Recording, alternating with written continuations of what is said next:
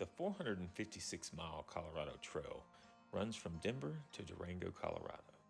It's well known for its various plants, wildlife, breathtaking views, as well as thunderstorms. The total elevation gain from beginning to end is 89,000 feet. That's like starting at sea level and climbing Everest 3 times. There were many obstacles we had to overcome that we didn't anticipate. Join my son and I as we finish out this life-changing adventure.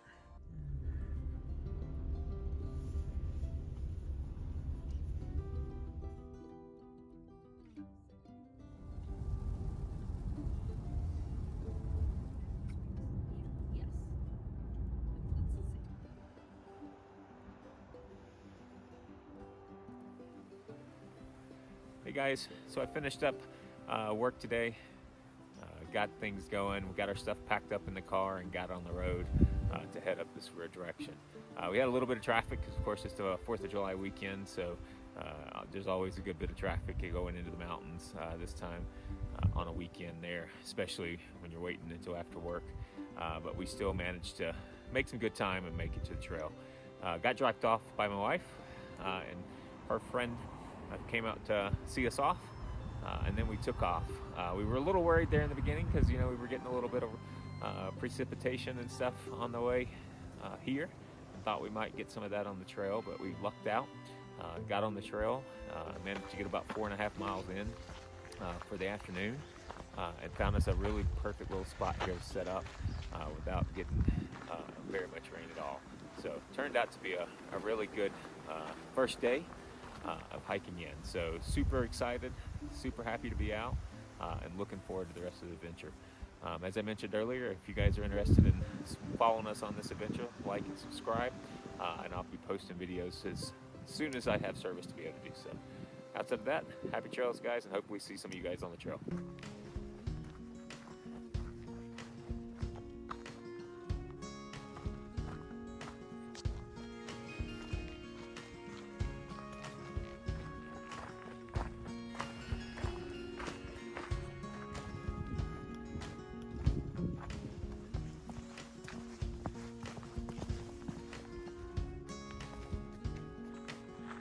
Hey guys, Ricky here with the Backpacking Scouter.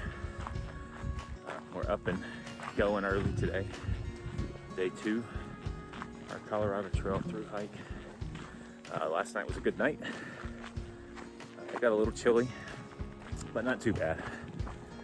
I think it was around 41 degrees on my thermometer when I got up this morning around 5:30. But slept all right. Willa did okay for her first night. Typically, she's a little challenging the first night or two. She doesn't like all the sounds that she hears from the tent. Can't find the sources. But last night she did all right. We both slept pretty decent. Got up this morning, had a little breakfast, broke camp, and we were up on trail by 7 a.m. this morning. So got a good start. So far, I'll definitely say segment 6 definitely impresses. The beauty out here is just amazing. Will it come? Plenty of water sites so far with all the rain that we've been getting this year. It's definitely easy to have access to water. So totally up to you on how much you carry, but I would say a liter, 2 liters at a time is probably plenty, because so far we've crossed plenty of streams along the way. Also tons of wildflowers, just beautiful. With as much rain as we've gotten this year, they're just everywhere. Everything's so green. It's just amazing. Beauty out here is awesome. But we looked at the map. We're gonna shoot to try to get a bit of miles in today. Yesterday, as I mentioned, we got about 4.5 in from the trail. So it was a good start. Today will be our first day of trying to hit 15 plus or so. So see how it goes.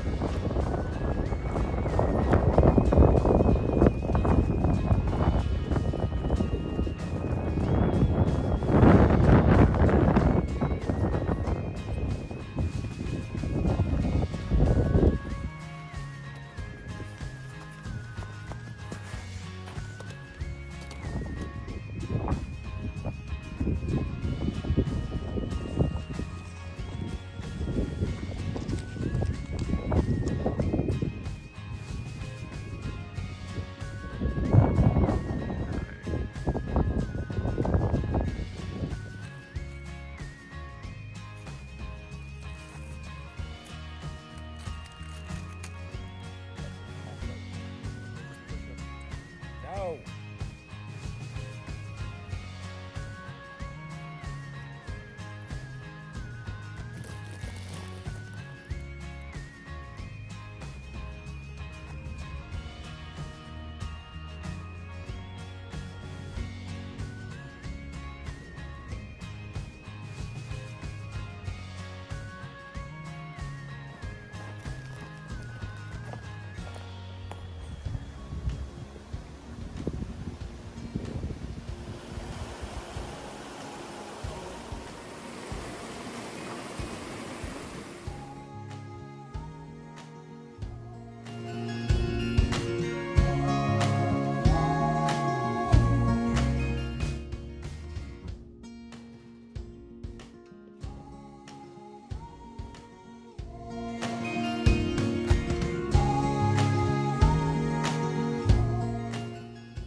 Well, we made it to camp, and we are whooped.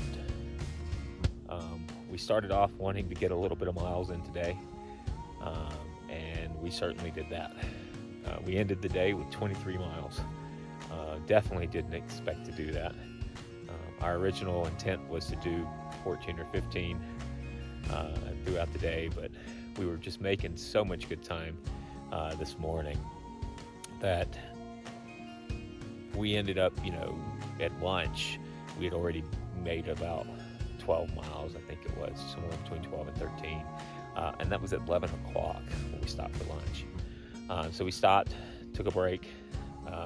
We knew we were a little tired, at lunch, but we still felt like, our options were, either to stop at like 1 o'clock for the day and end somewhere around that 15-mile mark, or was to go ahead and decide to go and summit the next section of the trail, which was 3 miles of just straight up.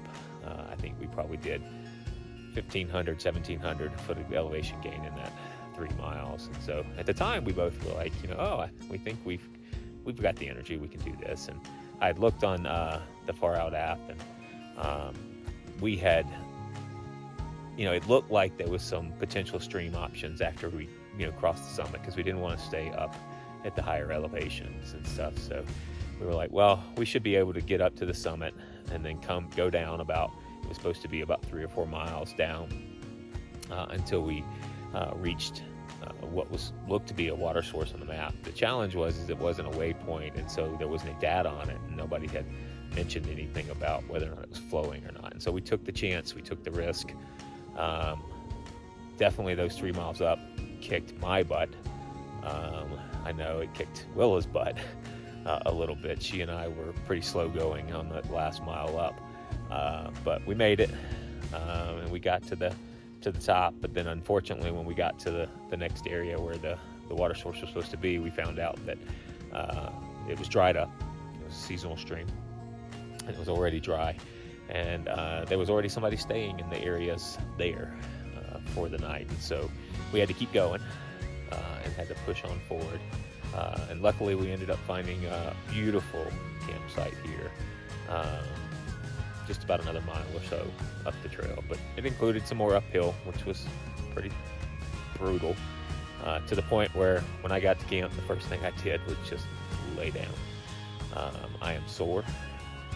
I knew along this trip that I was going to have aches and pains along the way, but today we definitely pushed ourselves a little much.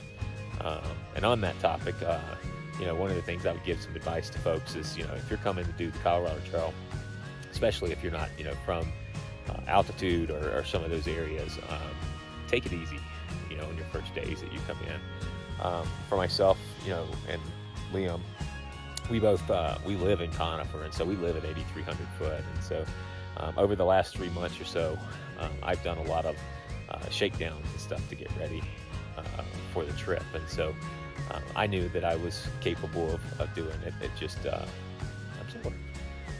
But I would definitely recommend, the first few 3-4 days or so that you're doing it, take it easy, especially if you're from a lower altitude elevation. I don't think it needs to be an option. You definitely, should take it easy. Also, so every night, or every day, I'm going to try to, give you guys a little bit aspects of the different things that went into the planning that we've done over the last year or so for this trip. And so I would like to, tell you guys a little bit about what I did to physically get ready for the trip, on this one. And so I basically, about 3.5 months ago, put myself on a pretty strict diet. No sugars, no carbs. I also started putting myself on a decent exercise regimen. I started walking at first, just basically walking in my neighborhood, making trips, hiking some of the trails there around my house. Then I would do some backpacking trips with some of my friends. And then I eventually even got to where I was starting to run some. So I did quite a bit in the last 3+ months to get myself ready, because I knew I was going to be chasing an 18-year-old who's in the best shape of his life along the trail. So I think it did real well. I lost 30 pounds or so, which I think helped a lot for stuff.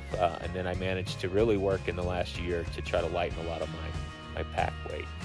I got my pack weight down. The last big trip I've ever done was Philmont with the Scout troop about 2 years ago. We did 8 days. And then at that time, going with Scouts, I always pack a little on the extra side just to make sure that, in case they were to forget something. And I was about 55 pounds with my pack at that time. I managed in the last year to really work things out and figure things out to where we were down to 37, 38 pounds for my pack. And that's counting 6 days worth of food and 2 liters of water being a given time that I had in my pack. So that's really helped. I think losing the 30 pounds also helped my ankles and my knees and other parts and stuff be ready to be able to carry the 37-pound backpack. So it just really helped me get ready for this. So I'm still really nervous about how 22 days on the trail is going to be for a 44-year-old guy, but I'm looking forward to it. I'm super excited. It's been amazing. As I mentioned earlier today, man, segment 6 just didn't play. It was amazing. The beauty and then just the views that we would have along the way was just breathtaking. So hopefully you enjoyed some of that today and enjoyed things there as we go along. I'll show you a little bit of the camp here as we end the day on today's day. And we're going to go crawl in the tent and try to get some sleep because tomorrow's going to be another early start, but hopefully we won't have to do anywhere near the mileage that we did today tomorrow. So hopefully it'll be a little bit of break for us. Outside of that, thanks for listening. Glad you guys are following us along on the trail. Like and subscribe if you want to keep following us for each of the day's videos. I will try to post these as soon as I get cell service in one of the towns here soon. And everybody have a great day. See you guys on the trail. Happy trails.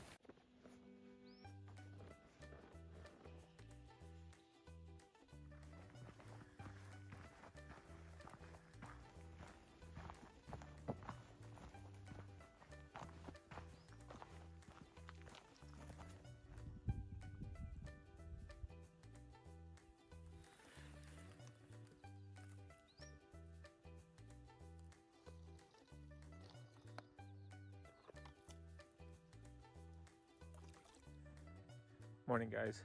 Ricky here with the Backpacking Scouter. So we got started again on day 3. Got a good start this morning, kind of did quick. One of the things I forgot to mention last night as was closing out yesterday's video was that when we decided to go ahead and set up camp after the 23-mile day that we had, we ended up dry camping, which worked out okay for us. I mean, we made sure that we had enough water to be able to do it and to have that option. But we didn't have a whole lot of luxury water. So we were pretty adamant this morning about getting up first thing and getting packed up pretty quick and doing the extra 1.75 miles to get to the next water source, which we didn't have it in us when we were 23 miles in yesterday to get this far. And we had also heard that there were a lot of potential people that came in from town to camp down at the water source, so we chose to have a little bit more solitude. But so we got up first thing this morning, headed out so we could get our water bottles filled up. We're taking a little bit of a 30-minute break this morning, eating breakfast and getting some water going for us so that we've got water for the day. Today, hopefully, it's going to look a little easier for us. We'll see how it goes. We're going to, I think, finish up segment 6 and then get started on segment 7. Probably get somewhere near to the Breckenridge area today, but it should be a nice day. So far, blue skies, nice sunny day. Hopefully that'll continue throughout the day. Let's see how the day goes. See you on the trail.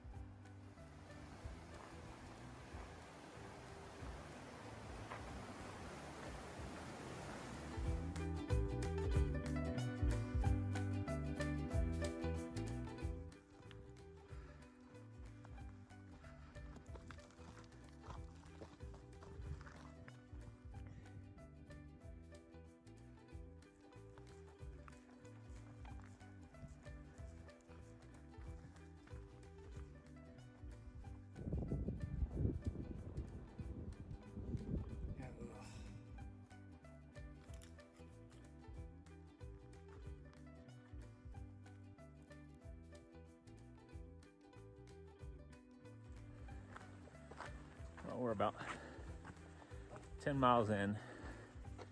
We just got through stopping and taking lunch at a nice water source where we could fill our water back up, kind of take our time, enjoy some shade. Been a lot of uphill today, and we're about to start a whole bunch more of uphill. And so we've got a decision point we'll be making here in about 2.5 miles, about halfway up the summit. The summit's about 5 miles, about 2,500 foot, which is a lot, especially after a 23-mile day yesterday. So there's a good water source at about 2.5 miles up. It's about halfway up the summit. We're gonna kind of make a decision there on whether or not we keep going. If we keep going, it'll add another 2.5 miles up the summit, and then another 2 miles down to the next camping area, which will put us at about 17. So I think we might be able to do it, but we'll see.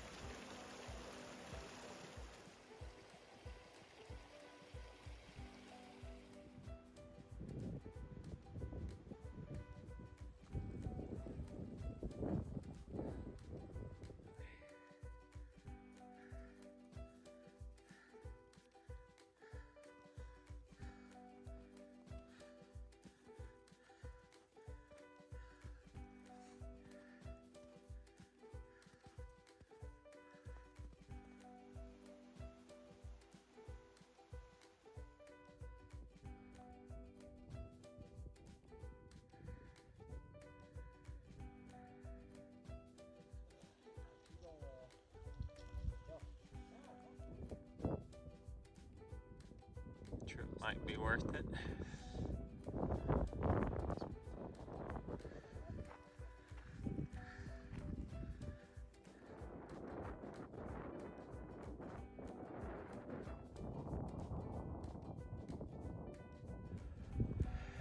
You know, crushing through all this snow is no fun, but that view.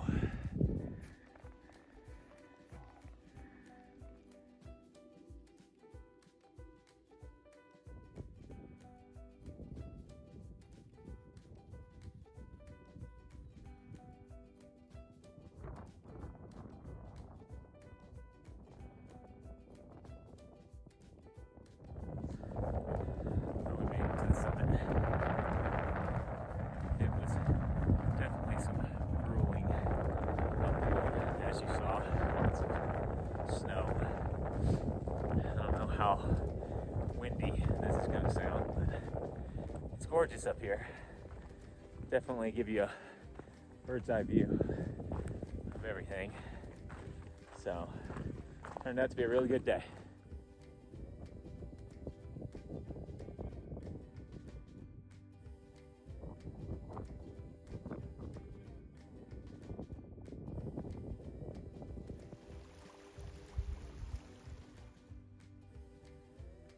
Well, we made it to camp.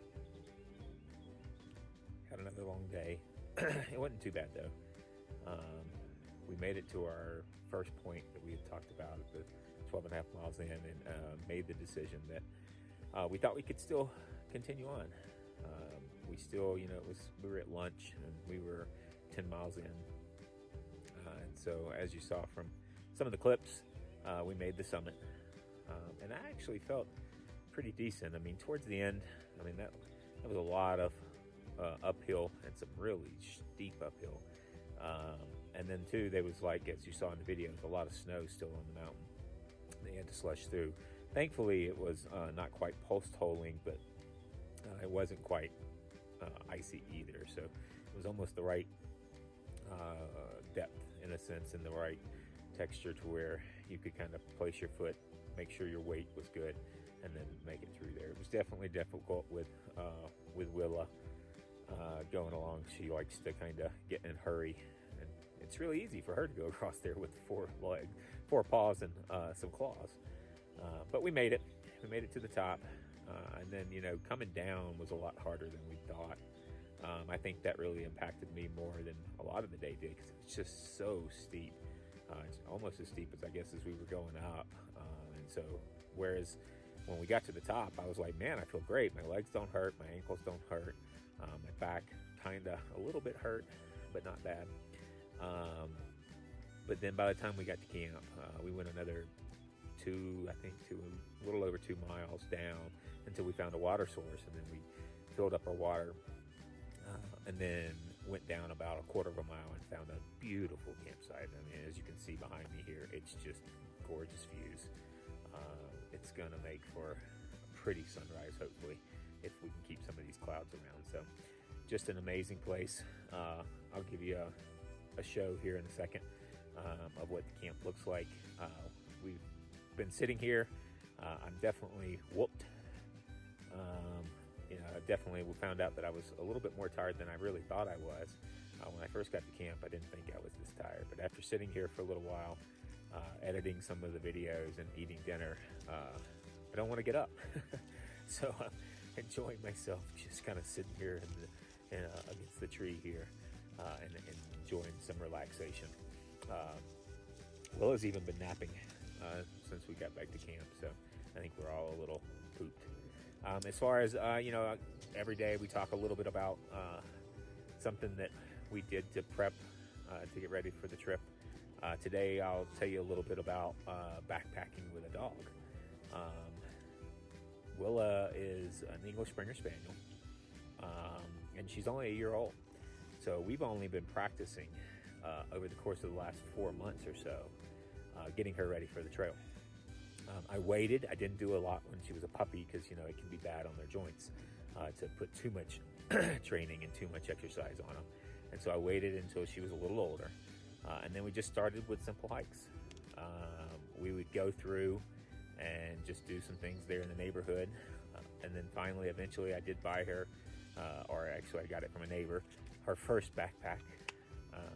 And I started just kind of putting it on her, getting her used to going down the trails without anything in it, getting her used to having it on. And then I just slowly, as we continued to do more trails and get ready, I'd take her on all the hikes that I would go on and any of the backpacking trips. She's already been on 2 weekend backpacking trips. And so I would slowly started adding more and more weight to her pack, because she's carrying a bit of her food, and she's, you know, got just a couple other minor things in there. She's got some boots that we let her wear some during the winter. I brought them also just in case. I didn't want, if she started to, her paws starting to kind of get hurt on any of these rocks, I wanted to be able to have an option. So she's got some socks and some boots. The socks we use almost every day, mainly for when she sleeps in the tent with either myself or Liam. We both have air pads, and she's got claws. So before she comes in the tent at night, she gets socks put on her feet, so that we can try to keep our air pads from getting popped while we're out. And so some of the other things you really want to just watch for, you know, when you're backpacking, you know, with a dog, everything revolves around the dog. If they want to take a break, you take a break. If they're thirsty, you know, you want to stop. You know, I have a habit of every time we cross a stream, I give her the option to take a drink. I've also, if I know we're summiting or we're going to be in some sunny spots, you know, I try to splash some water on her, because if you think you're hot, she's twice as hot, if not more. You know, watch for things like panting. That's one of the biggest signs that they'll have when they start to get hot. You want to find a place for them to be able to cool down. So for me, it works out nicely. We pair out decently, because I'm a 44-year-old guy who needs breaks every once in a while, especially when we're summiting. So we find a shady spot or a shady tree, and we take a break, and we both kind of cool off a little bit. outside of that, you really just kind of want to make sure that you've got enough food for them. I bring a little extra than what she's used to because we're burning some pretty big calories out here. So she's even known to get a little bit of my lunch or dinner sometimes just to make sure that she's got enough food. And you really want to try to make sure that they're drinking enough water. They may not always show that they want water.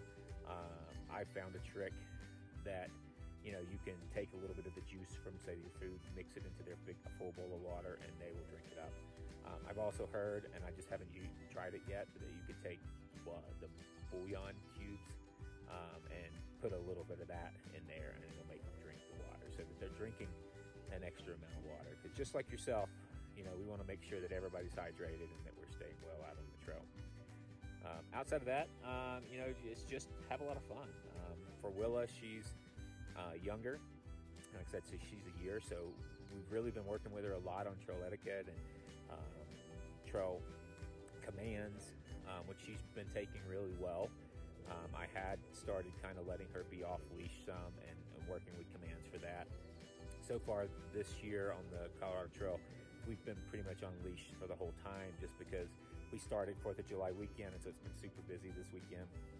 And so I always try to keep her on the leash if there's people around or other dogs around, or especially mountain bikers. There's been a lot of mountain bikers in segments 6 and 7 over the last couple days. So far we've just kind of kept her on the leash.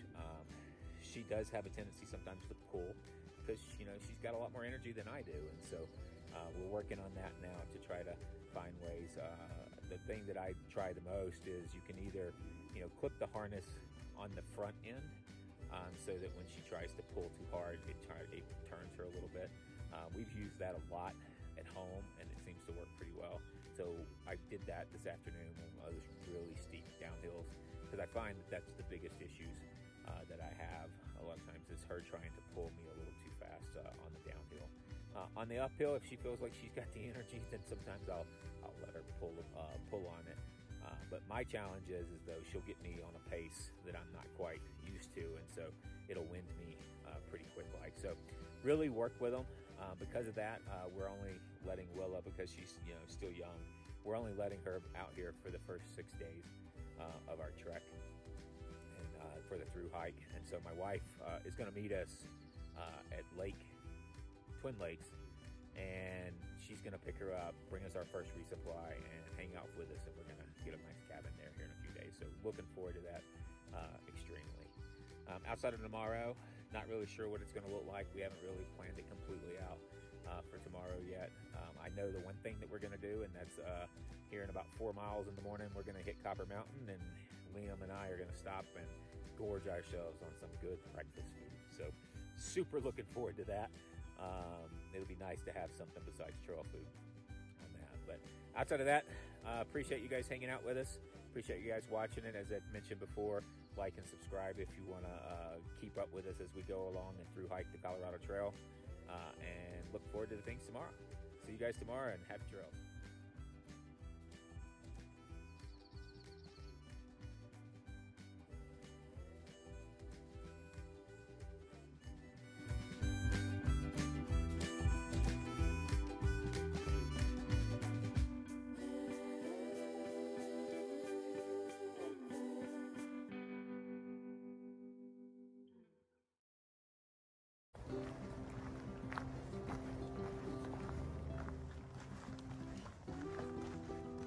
Good morning, guys.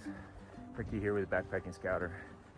We're getting started now on day 4 of our Colorado Trail Thru-Hike.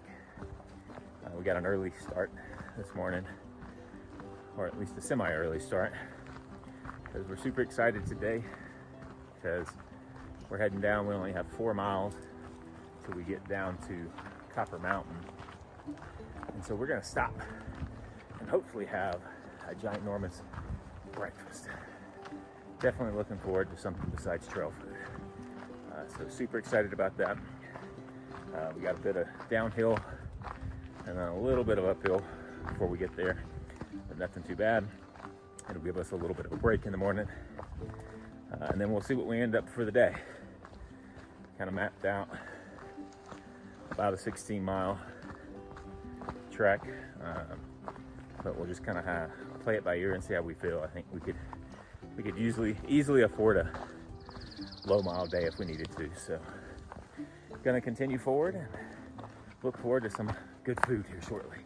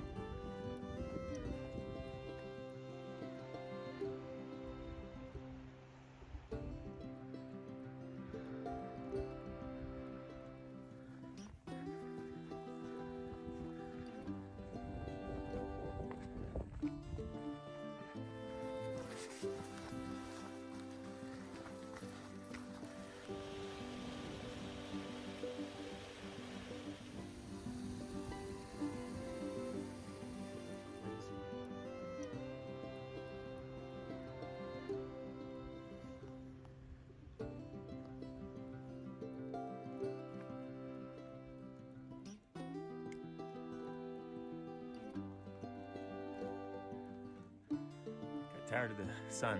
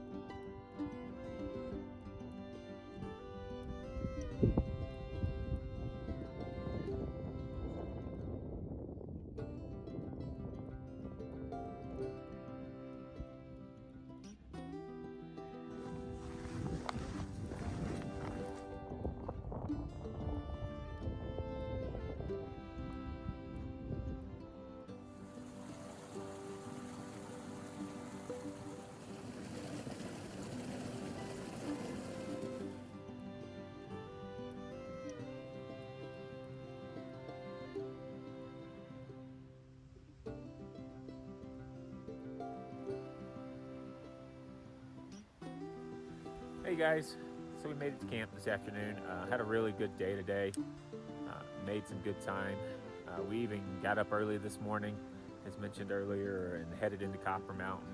Was really looking forward to having a really nice big breakfast. Unfortunately, we couldn't find any of the restaurants that were open. The couple that mentioned that they had breakfast weren't open yet. We were in pretty early. So we ended up sitting and hanging out at Starbucks and ate some breakfast and indulged a little bit on some of that and some coffee and other things that we had there. So made for an okay morning, but it did have us take a little bit of time charging some devices and other things too while we were there. Then we got back on the trail and we did some good time. We didn't have nearly the climbing that we did yesterday. Segment 8 wasn't quite nearly as steep as segment 7, but still some snow that we had to cross over, which is just never fun. I think we ended up with about 3,500 foot of elevation gain today, so not a bad day. Ended up about a little over 17 and a half miles for the day, so another good part to it. Not quite as sore as we have been in the past couple days, so maybe we're finally starting to get our trail legs under us a little bit. I have been noticing myself, so tonight's tip to talk to about our Thru-Hike is hygiene.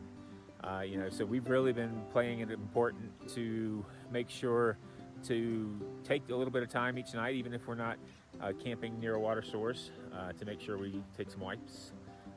We've either got some baby wipes and other things with us, and wipe down some of your important areas. Wipe under your arms, wipe down in the Netherlands area, and just make sure that you're keeping everything clean. Changing into some clean clothes at camp's always a good thing. And you always want to really just make sure to brush your teeth each morning and night, just like you would at home. And then take care of your feet. For me, I definitely learned a lesson over the past couple days. I haven't had a blister in a few years, and so I really kind of looked at things a little differently as we were on the trail, because I've got some really nice boots that I've been using for years. I backpack a lot.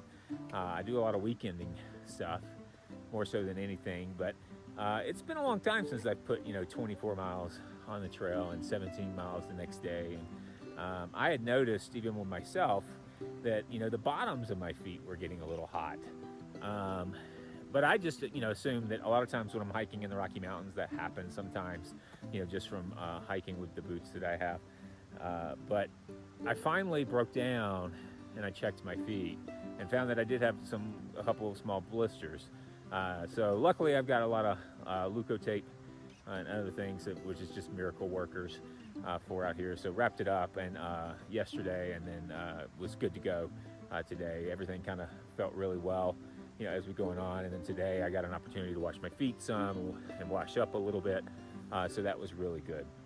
Our site here is really pretty for the night. It's a little mosquito haven, as you're seeing me moving around a lot tonight, but you got to take what you got to take sometimes. We're very happy to be next to the water tonight, and we got some pretty views and look forward to being able to keep going.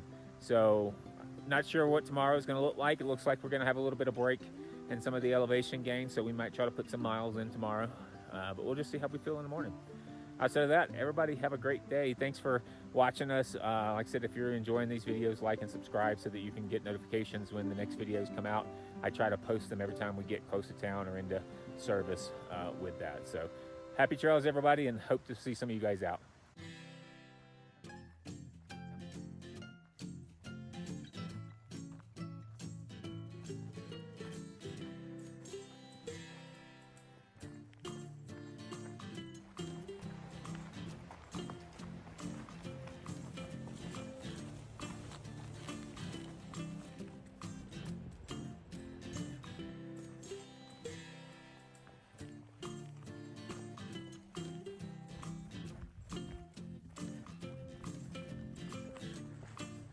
Morning, guys.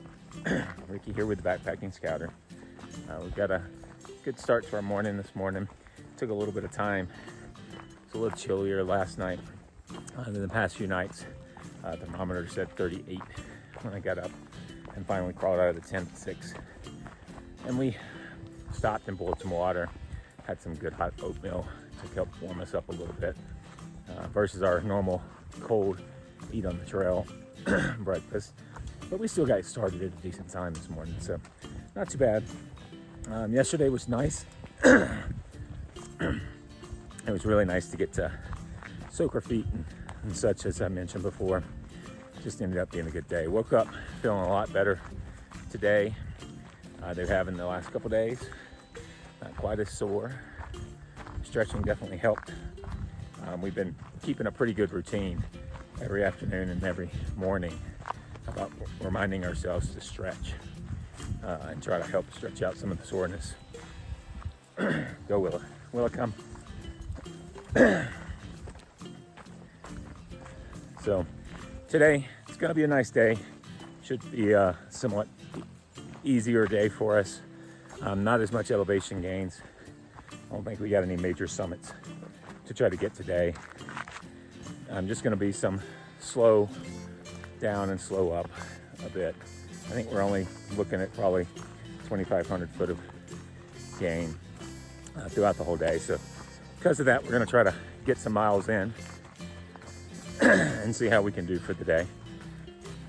We got about 4 miles this morning downhill, and then I think about 5 or 6 miles of just kind of a slow climb up until we get through with segment 8. And then we'll be getting and started on segment 9. We'll pass the Highway 24, which is where a lot of folks get off. Even quite a few of the folks we met on the trails before are hopping off there to take a hitch into Leadville and do a resupply day. For us, we have got enough to keep us going for another couple days. We've chosen to resupply in Twin Lakes, which is where my beautiful wife is going to come meet us and treat us to something for dinner. We're going to take a night with a little cabin there at Twin Lakes, get some showers, do some fun stuff. That seems to be what I dream about these days, is a good hot shower and some laundry and a good cold beer. So we'll see how it goes. We'll get there, but looks like it's going to be a beautiful day. Sun's shining, trails going.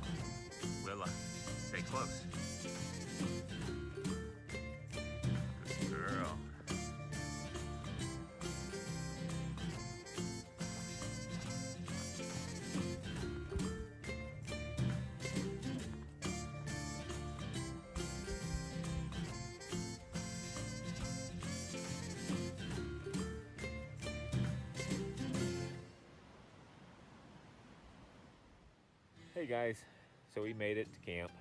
Another really good day today for us today.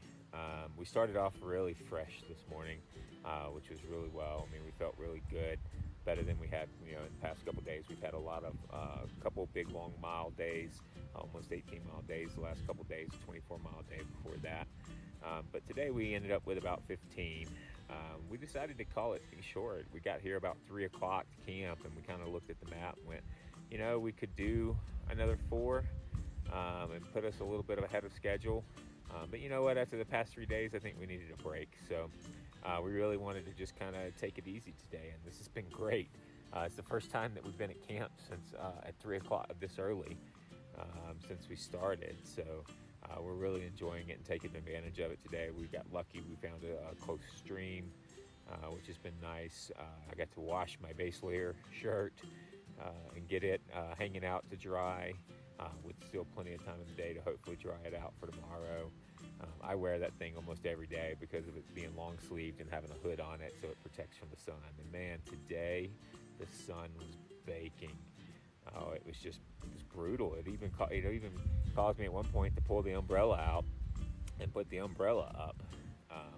But we were doing well today. We kind of made our pace. We were feeling it a little bit as we went along. We decided about 8.5 miles in to call it lunch around 11ish or so, which worked out really good timing wise because that was about the time a short little thunderstorm decided to fly in, which you noticed that we threw up my tarp, which is one of the reasons why I carry that thing. I love that tarp.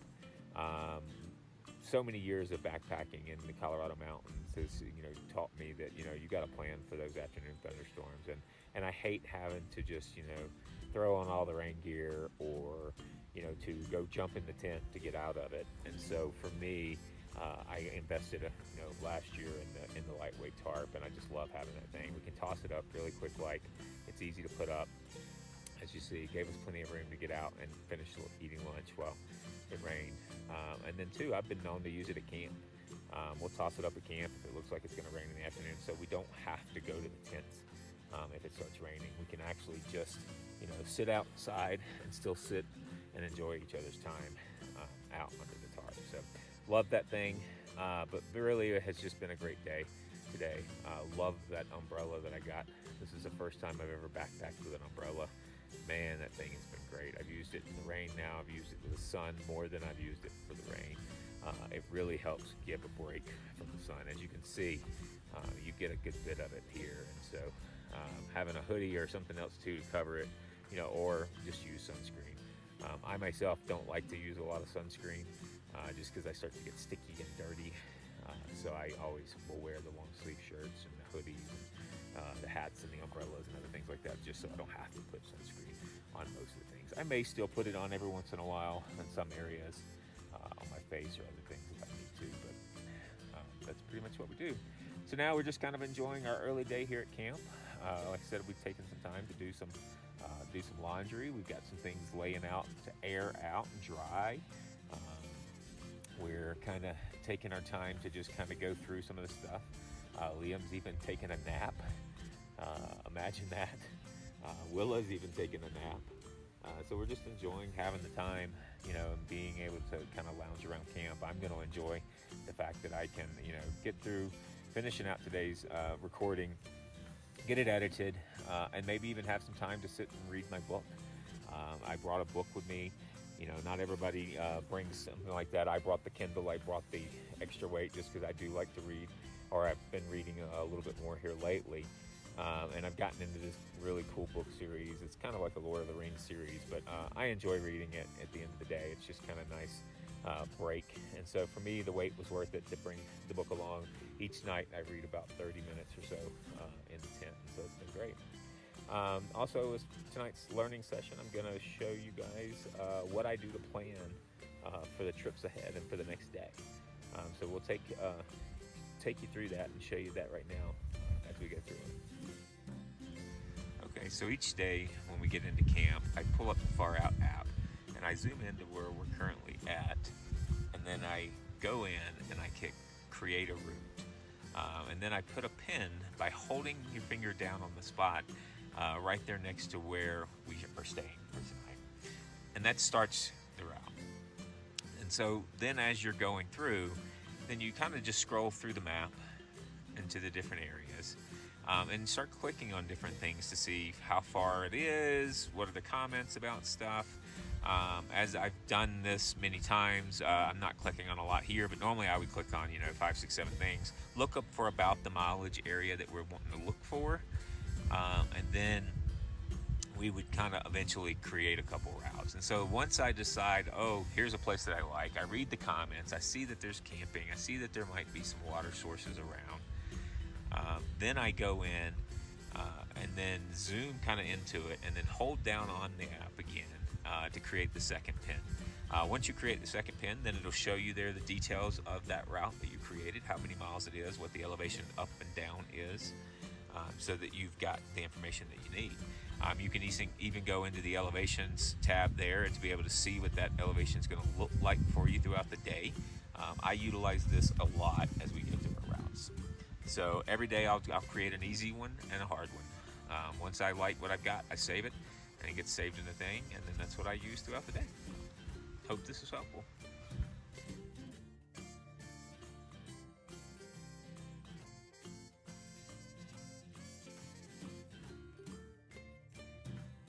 So hopefully that was helpful for you. It is challenging sometimes to be able to, I can record what I'm doing on my phone with my phone, and then I can record talking about what I'm doing on my phone separately, but I can't seem to do them together. So hopefully that was helpful and not too confusing for you for that. But outside of that, we're going to sit here and plan out the rest of our day, maybe do some dinner here in a little bit, and get ready to figure out how to enjoy our low day and get ready for tomorrow. As I've mentioned before, I hope this has been helpful for you guys. If you enjoy watching us along the way, then feel free to like and subscribe to the channel so that you're notified when the next videos come along, and then I'll get them posted when we get into service areas. So hope to see you guys on the next one. Thanks for joining us, and happy trails.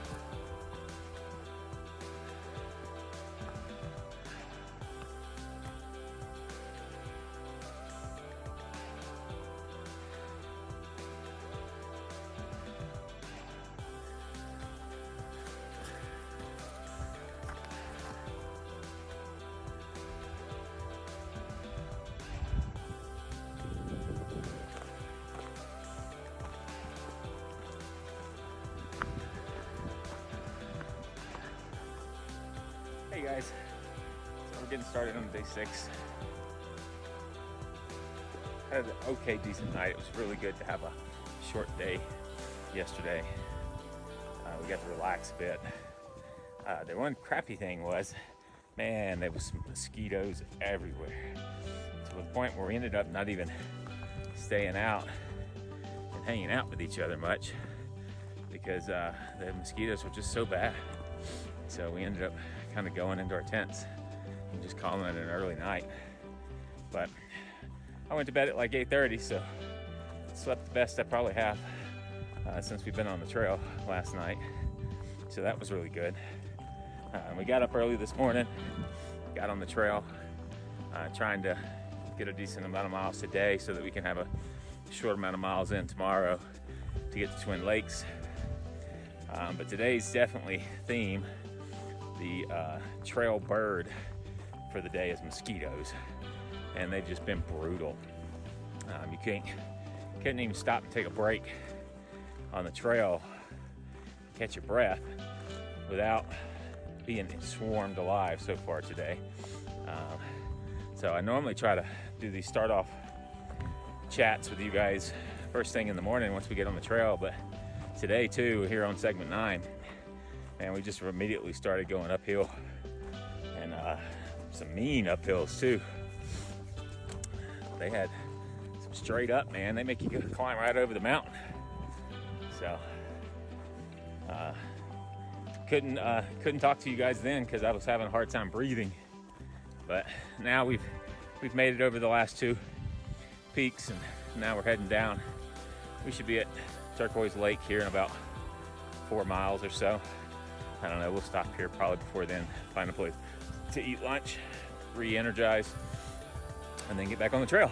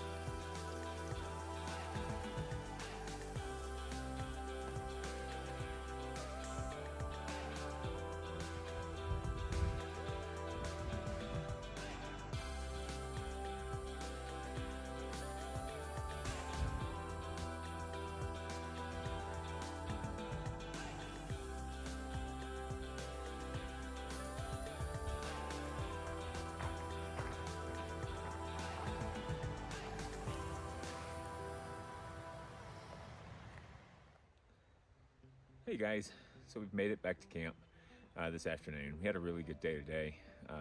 Felt really good when we woke up this morning, but then realized real quick that we didn't feel quite as good as we thought we did as we were going through the day. Today was a pretty brutal day. We're looking forward to kind of, as I've mentioned before, getting into Twin Lakes tomorrow, and we want to do it early because not only are we going to plan on meeting up with my wife in the afternoon, and we've rented a cabin to be able to stay there in Twin Lakes.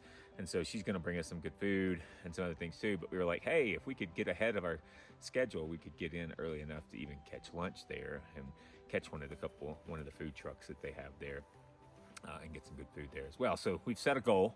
So because of that, we put some extra miles in the last couple days, and to include today, where I think we ended up with almost 19 today. So, and today was tough. It was a lot of up and down, up and down, up and down. I mean, you were climbing the mountains and then going back down them. And that steep stuff is hard on your ankles, at least for me it is. And so I think we ended up with over 4,500 foot of elevation gain. Not certain what the loss was, but it was a lot. And so made for a long day, but we pushed through, made it to camp about 6 o'clock, got everything set up, just about to eat dinner here in just a little bit, and get ready to kind of call it a night. And mosquitoes are still just been really bad today. I don't know why it is. We're not even right next to a water source at this camp. They just, the whole day, I mean, anytime you stopped and took a break, the mosquitoes would just swarm on you. So thankfully we did bring DEET, but even that, I don't know that it's working all that great. So a lot of times when they get bad enough and we get frustrated with them at the end of the day, we have a tendency, Liam and I will just kind of go retreat to our tents and finish out the day in the safe havens away from the mosquitoes. So for today, my tidbit kind of thing that I'd like to talk to you guys about is a little bit about the psychological aspect, for myself at least, for through hiking. So for me, I've always wanted to through hike. Grew up backpacking in scouts when I was 14, 15 years old, and have just been backpacking a lot of my life and really taken it back on big time in the last 5 to 6 years, and really kind of pushing myself to bigger limits, and doing bigger things. And so, which to include the through hike that we're doing here. And so I'm super excited about it. Was happy to be doing the through hike, but at the same time, when you get out here, it starts to, it's tough. Especially when you get out and you want to really kind of push yourself to some new heights, kind of like Liam and I are doing. We've set ourselves up for averages, of around 18 or so miles a day. We've even done a couple days more than that. And that's kind of our goal as we go forward. And so, doing that, that's a lot of miles that we're putting on, and we're getting up at, 5:30 in the morning, being on the trail by 7. And then, most nights we're getting off the trail around 6 or so o'clock. And then you spend the next hour or so doing all your camp chores and getting things ready.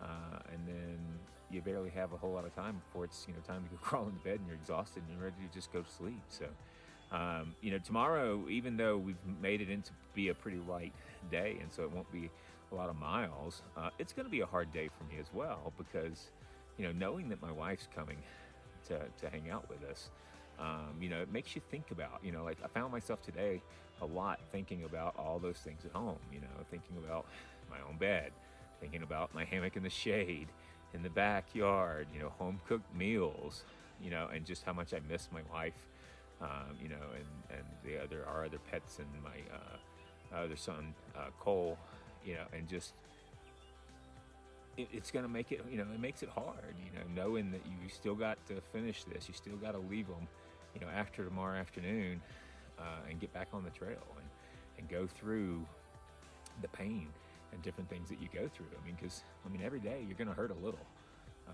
Some days are worse than others. Yesterday was one of those days that if somebody would have said, hey, do you want me to carry your backpack? I'd have went, absolutely, please. Today, my backpack didn't bother me at all, but yet my ankles did. So, for me, it's, making sure that we're taking care of those when we get back to camp each day, and working through the psychological parts of this. I'm super excited about it. So I'm so glad that Liam's out on this trek, and he and I are doing it together, because I think we both are helping each other kind of talk through some of those downs, and make sure to see the ups, because man, we are seeing some beautiful scenery out here and just loving it. But thanks everybody, those of you that have watched, and that are keeping up with us as we go along. This has just been a blast. Hopefully everything, starts to go a little easier as well, you know, as we go along and we start to get in kind of that routine about things. We'll be hitting day 7 tomorrow. So those of you that are interested in keeping up with us, just hit like and subscribe. You'll get notifications when the next videos get posted. Each time we come into town, we try to post some of the videos. So my plan is tomorrow, when we get into Twin Lakes, is to post the last few days of videos. So we should have the last few days to get posted out live for you guys. So hope everybody's enjoying the videos, and see you guys around, and hopefully maybe we'll even see some of you guys out here on the trail. See ya. Morning, guys. Ricky here with Backpacking Scouter. Early morning, getting started on day 7. Kind of excited about today. As you've heard us mention for the last couple days, we're headed down into Twin Lakes. It'll be our first resupply. It's only about 12 miles down into town, so should make for an easy day. I think when we were looking at the map a little while ago, a good majority of the day is downhill, which most of the times I would be all about, but it seems like out here when you're backpacking all day, especially depending on how steep these downhills are and how rocky they are, that seems to hurt my ankles more than going uphill. So we'll see how the day goes. Either way, it should be quick for us to get there. We're setting a goal to get down there by lunch so that we can hopefully find a hamburger or something down at the Twin Lakes General Store.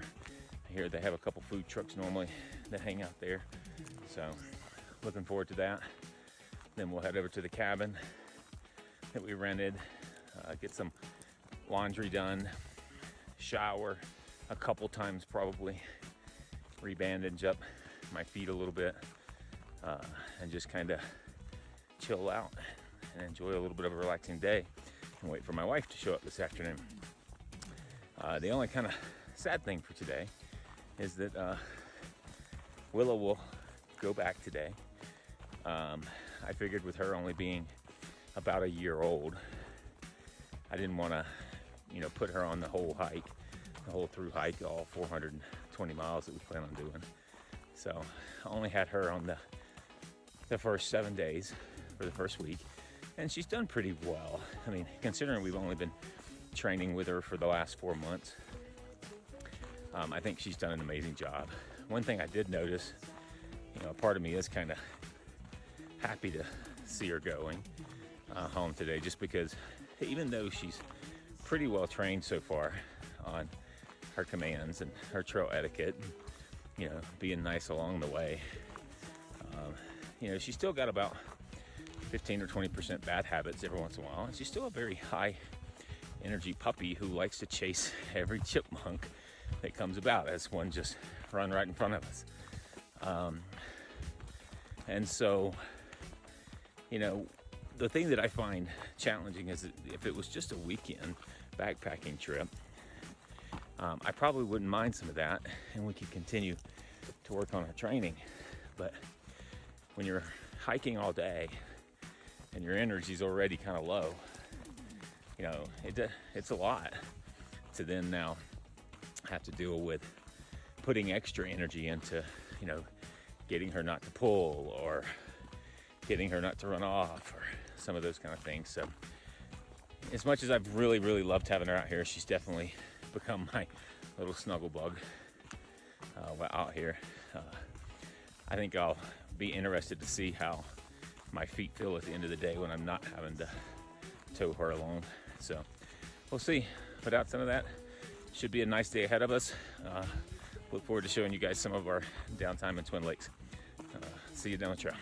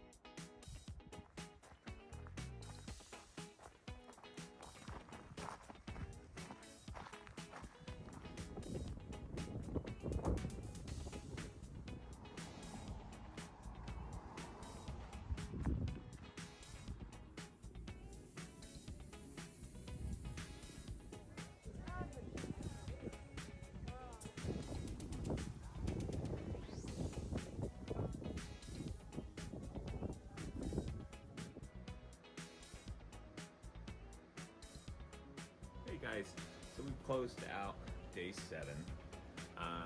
Made for a pretty decent day. We got up early this morning. We hiked down into Twin Lakes, which is great. Got there just in time for lunch. Amazing food truck there. Had an amazing hamburger, and some fries, even a couple Gatorades and some other things and stuff there to tie us over. Even got Willa her own little burger for herself. We hung out over there, got to meet some of the other Thru-Hikers for a little while, hung out with them, and then we stepped out, hitched down the road about 4 or 5 miles down the road where we came to this cabin that we've got for the night. So my wife's going to show up, as I've mentioned before, and bring our first resupply, and then also take Willa back with her tomorrow. So she's going to stay the night with us, and we're going to hang out here. So we've just been hanging out here at the cabin for the last couple hours, kind of taking some naps, washing some laundry, taking some showers, you know, just enjoying some of the luxuries that we don't always get when we're out on the trail. So it's been kind of a fun afternoon of just kind of taking care of some of those luxuries. We got our stuff all spread out, trying to figure out what's going to make for the next hitch, and then what we're going to need to send back home and for some resupplies, and what supplies, you know, what did we pack that we don't really feel like we need anymore, and some of those kind of things. So taking some time to do that. Hopefully too, once my wife gets here, we're going to go find us a nice place to eat dinner tonight, and then we'll have her drop us off and put us back on the trail for tomorrow morning, and then we'll get going. We've got our next stop is going to be our next resupply will probably be in about 3 days, where we're going to go to Mount Princeton and do some soaking at the hot springs for a little bit, and then resupply with the shipped box that my wife shipped a couple days ago that should be getting there in the next few days. We decided for ourselves, right here at Twin Lakes, there's 2 options that you can do. You can either do the Collegiate East or you can do the Collegiate West.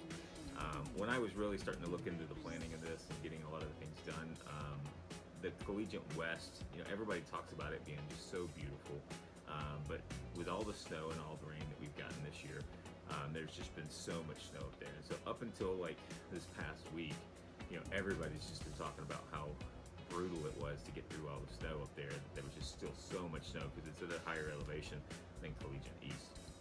And so we had made the choice and already committed to some of the resupplies options to do the Collegiate East, which would be a little bit easier on some of the snow, and we've heard some good things about that.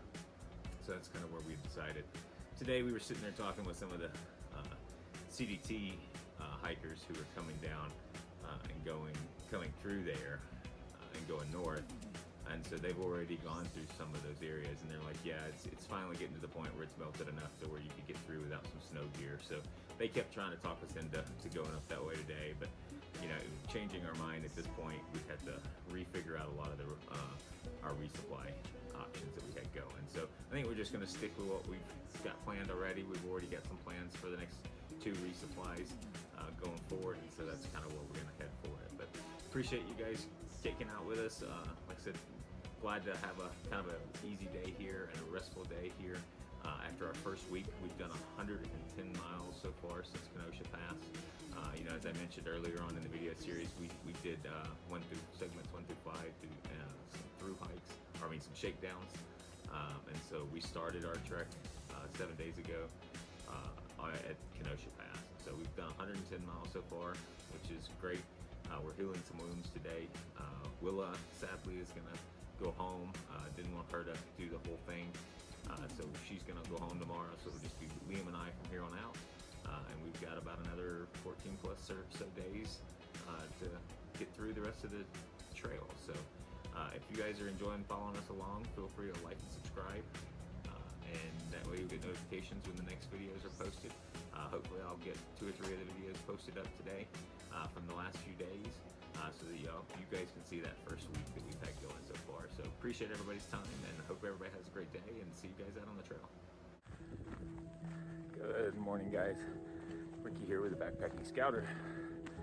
We're starting off day 8, leaving out Twin Lakes today, starting on segments 11, and we're gonna, as mentioned yesterday, gonna start off on the Collegiate East, just because I don't really want to take much of the chance to see how much of the snow is on the west. We're hearing from a lot of the folks that it's starting to melt pretty well, but we already made our plans to resupply, and looking forward to soaking in some hot springs at Mount Princeton. So that's where we're going. Starting off today, wife dropped us off back on the trail. Yesterday was an amazing day. Twin Lakes is definitely a great place for backpackers. They just really care and love for everybody there. The general store's got tons of supplies for you to be able to resupply. They even give you a discount for being a thru-hiker. There's some great food trucks. We had an amazing hamburger for lunch. We even went to the Twin Lakes Inn last night with my wife when she got in, and unfortunately we got right there at the end when they were about to close, but they still were nice enough to go ahead and cook us up 3 dinners so that we could take back to the cabin and eat them at the cabin. So that was awesome. I got to have a steak last night, some mashed potatoes. Oh, it was so good. Showered, got to retape up our feet, resupplied all our food, and now we're packed back up and got a good night's rest on a decent bed and headed back out today. Not sure what we'll end up with today in mileage. We're just gonna see how we go. It'll be our first day back on the trail without Willa, so we'll see how that affects things, whether that speeds us up, slows us down, who knows. But should be a beautiful day so far. Blue skies, sunny day so far. Got a little bit of climbing ahead of us, but we'll see how it goes. See you guys out on the trail.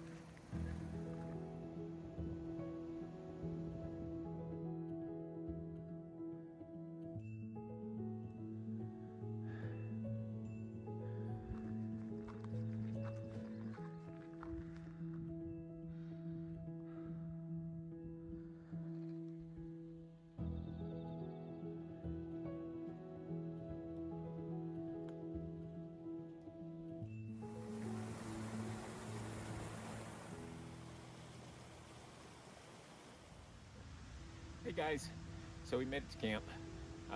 Made a really long day. As I mentioned earlier at the start of the day, we had a really great start to the day. We ended up spending a great time last night with my wife and there in Twin Lakes and getting to eat some good food and some different things, and then got on the trail this morning. And things just started off really well this morning for us. She dropped us off. We got on the trail by 7ish, which is our normal time anyway. And just we're doing well. We were finishing up segment, or getting through segment 11, and it was just gorgeous. I mean, the trails that we were hitting on, one, we walked along the lake for the longest time, and then two, when we started getting into the mountains, we started going into these gorgeous aspens, and they were just beautiful, huge aspen groves. Like, you just hit the spurt. I mean, like, you see it, from a distance when you see out and you look across the mountains and you see this little grove of like aspens in the middle of all the pines and other things, and you just think, oh, that's cool looking from a distance. But man, when you're walking through some of those massive things, it's just amazing. They were just beautiful. But we had really good day too, in the sense of that we had a lot of cloud cover for the trail. We even had a little bit of clouds in the sky too as well. And some of the parts that were a bit sunny for the day weren't so bad because we had a good breeze and some wind, and some of it was downhill and some of that stuff too as well. But then we got to segment 12. Man, segment 12 was just mean. I mean, nothing but just uphill. The first 4.4 miles, I believe it was like 25 foot of elevation gain. And then you dumped down a little bit, and then you had another 2.5 foot of 2.5 miles of straight up. I don't even remember what the elevation gain on that one was, but we were doing real well. And Liam and I both kind of looked at each other at one point, and we were like, okay, we can either end our day at 16 miles, or we still got good daylight left, and we can keep on trucking and just see how much further we can get. And so we ended up deciding to tackle on another hill and some of that stuff, which ended up putting us at about 22 miles for the day, and we ended up with well over 6,000 foot of elevation gain. It was just crazy, but we did it, and we did well. I mean, we're both at camp. We're sore, I mean, like we normally are, but we're not dead sore. We're not, falling apart kind of thing yet. So I'm really proud of ourselves, especially Liam. He started off early, had a little bit of problems with his knee, but I mean, man, he just trucked it along and kicked my butt. He was always having to sit and wait for me to catch up when we were going up all these uphill things.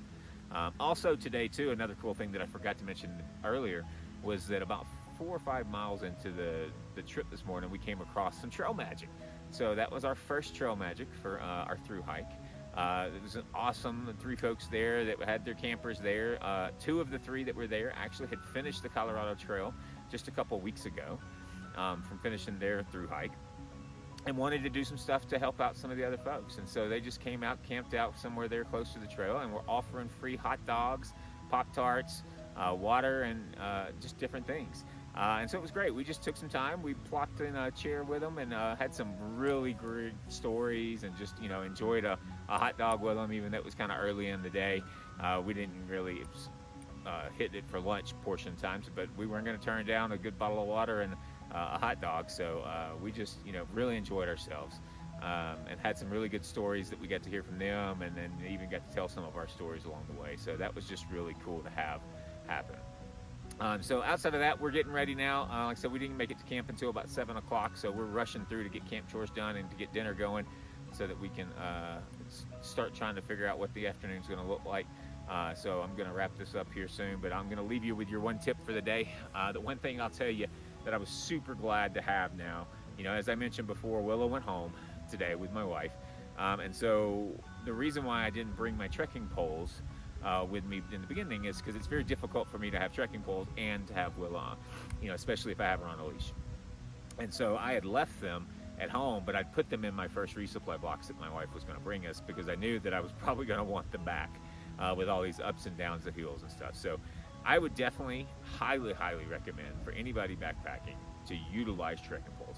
I mean, if you're 25 or older, you definitely should be using trekking poles. It makes so much of a difference on your knees, on your ankles, on getting upstream. It kind of helps share the weight between your legs and your feet with your arms a little bit. And even if you're not, if you are 25 and under, you know, you should use trekking poles as well. I just know that most of you aren't going to listen, and so most of you don't, you know, think that you need them either on them for that. But you don't have to spend a ton of money. You know, find what fits you and works for you. I found these on Amazon somewhere. They're adjustable. Are they the best ones out there? Absolutely not. But do they work for me? Yes. You know, they make titanium ones that are super light, that magnet to your backpack, which, you know, I've definitely been thinking about that, because the few times when I, you know, want to toss these things back on the backpack, you know, that would be a pretty cool trick to be able to do. So who knows? I mean, maybe one day I'll upgrade, but for now these things work great. I feel like because of these, and then also I'd asked my wife to bring me some new gel insoles for my boots after the first week, because I wanted to replace those. Between that, I think that's what made the day. That's the only reason why I made it through such an extreme day, such as 22 miles and 6,000 foot of elevation gain. So I'm very glad I got them.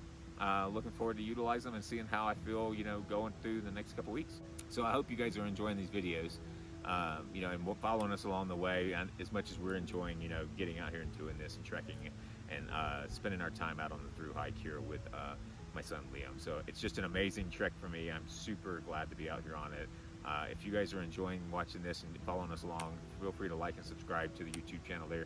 That way you'll get notifications when the new videos are posted. We try to post them every few days. I think right now we've got up days 1 through 6. And so hopefully we'll get some more of those up soon. But appreciate the time and appreciate you guys hanging out with us. See you guys on the trail.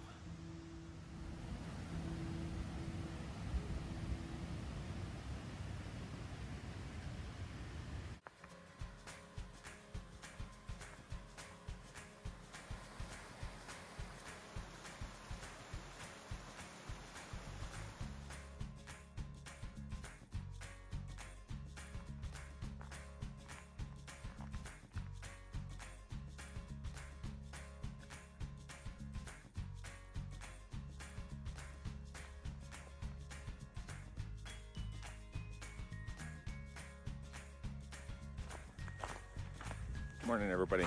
Ricky here with the Backpacking Scouter. We're getting started on day 9. Had a decent sleep last night. We stayed last night next to a pretty raging river going down the mountain. But there were a couple flat spots there, which was nice. There on segment 12. Definitely an interesting place. The raging river definitely gave a good nature noise to sleep to last night, but it also added a good bit of humidity to the air, which made it a bit chilly this morning. And then also we got up and got started on the trail and realized that the mountain was socked in a little bit with fog as well, which is kind of cool and eerie looking at the same time. But got started for the day. We've got a standard day, I guess, for us. Nothing special for it other than just getting some more miles down the trail. We're going to finish up segment 12 today, which is pretty much mostly downhill, which you think after all the uphill we did yesterday, that would be what we do today. But then we get to the trailhead there for segment 13, and then we'll have a little bit of a climb similar to yesterday's, but not to the same extent in the long day or the large amount of uphill. So I think we're going to end up with about 3,000 foot of elevation gain total for today, and we'll go maybe 16, 18 miles. It just depends on how we feel. Basically just getting ourselves leap forward on the trail in order to get ready for tomorrow, which is going to be a fun day. We're gonna our next resupply stop tomorrow is at Mount Princeton, which is a hot springs. So the closer we get to it today, the longer we get to spend soaking in the hot springs a little bit and maybe grabbing a bite to eat there. So should be a fun day, but today we're just gonna enjoy the cloud so that we have a little bit and away from the sunshine and put ourselves some miles on the trail. So see you down the trail.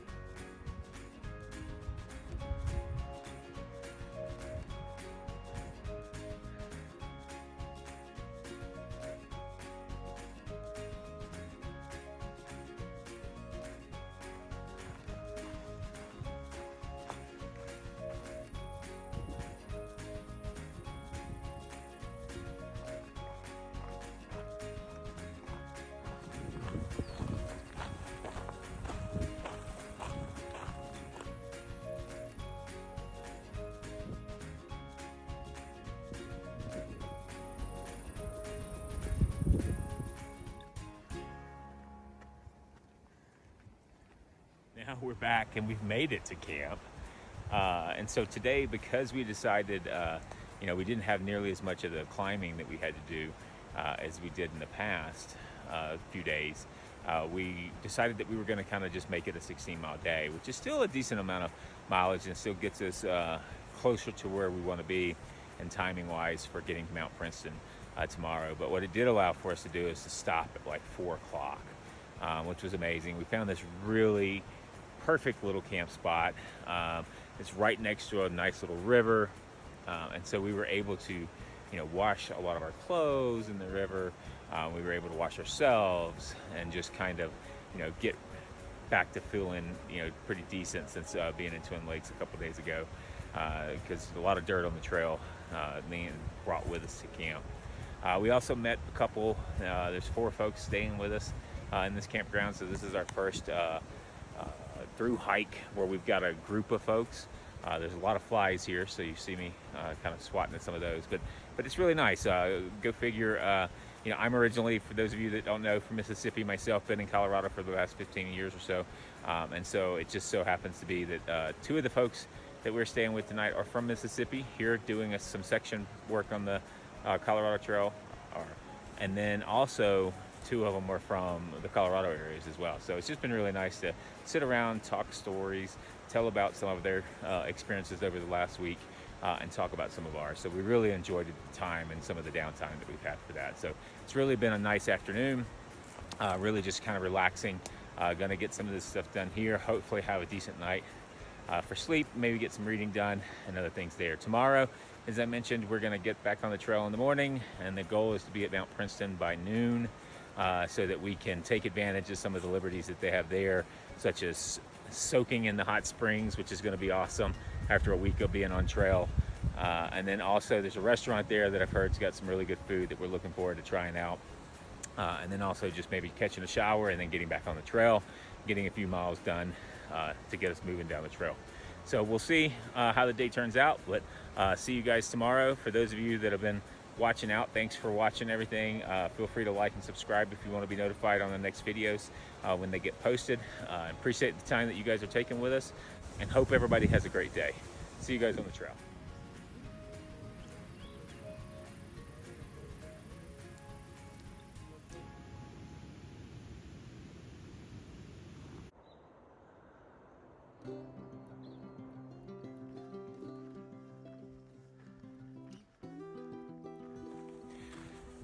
Good morning, guys.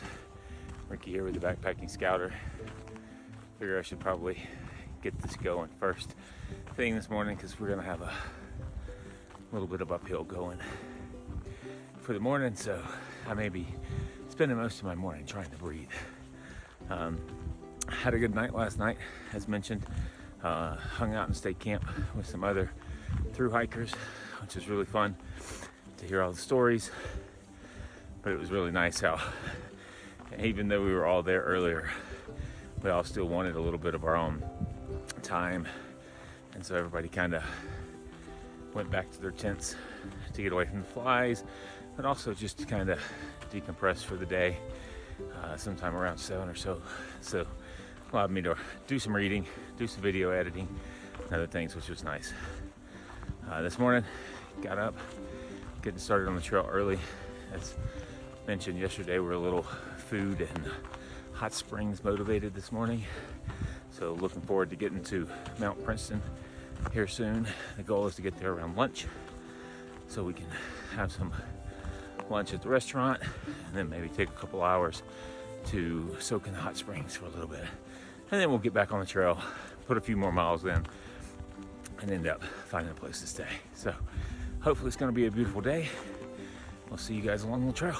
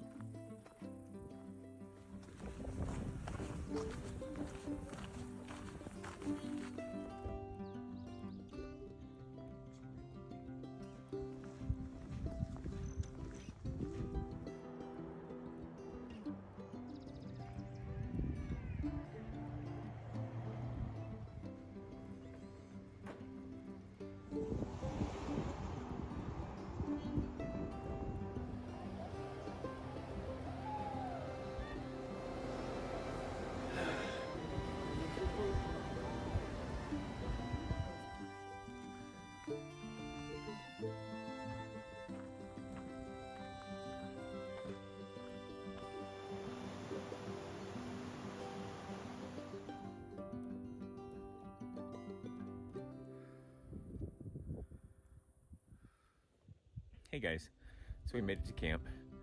Today was a good day.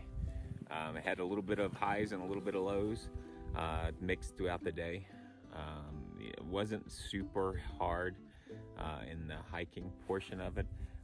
We ended up with about almost 19 miles for the day, which was a lot considering we took a good portion of the day off to enjoy Mount Princeton. But we also, didn't have some major mountains to climb. I mean, I think we did about 3,000 or 3,100 foot of elevation gain, so not too brutally bad. But basically, so we hiked down. We had about 10 or so miles, I think almost 11, to get down into Mount Princeton. I would definitely, if I'd have known what the road was going to be like, I mean, we had to hike on a road for like 2.5, 3 miles of it. I would have definitely tried to catch a hitch at the trailhead up there to catch somebody coming down. But either way, we hiked all the way down. We got down to the hot springs. It was pretty cool to see the hot springs from high up, knowing that we were going to go take a little bit of our time today to go there. So we went there. First thing we did is checked in. I went and got my resupply box that my wife had sent to me. And then we went and found us a nice table out on the deck, plugged in some devices, and immediately ordered some food. The prices were a little crazy because it's a resort, but the food was really good. So it was definitely worth it to sit there and have a really big lunch for that. And so then once we kind of got through taking our time eating lunch, we then went and found the bathhouses in the hot springs.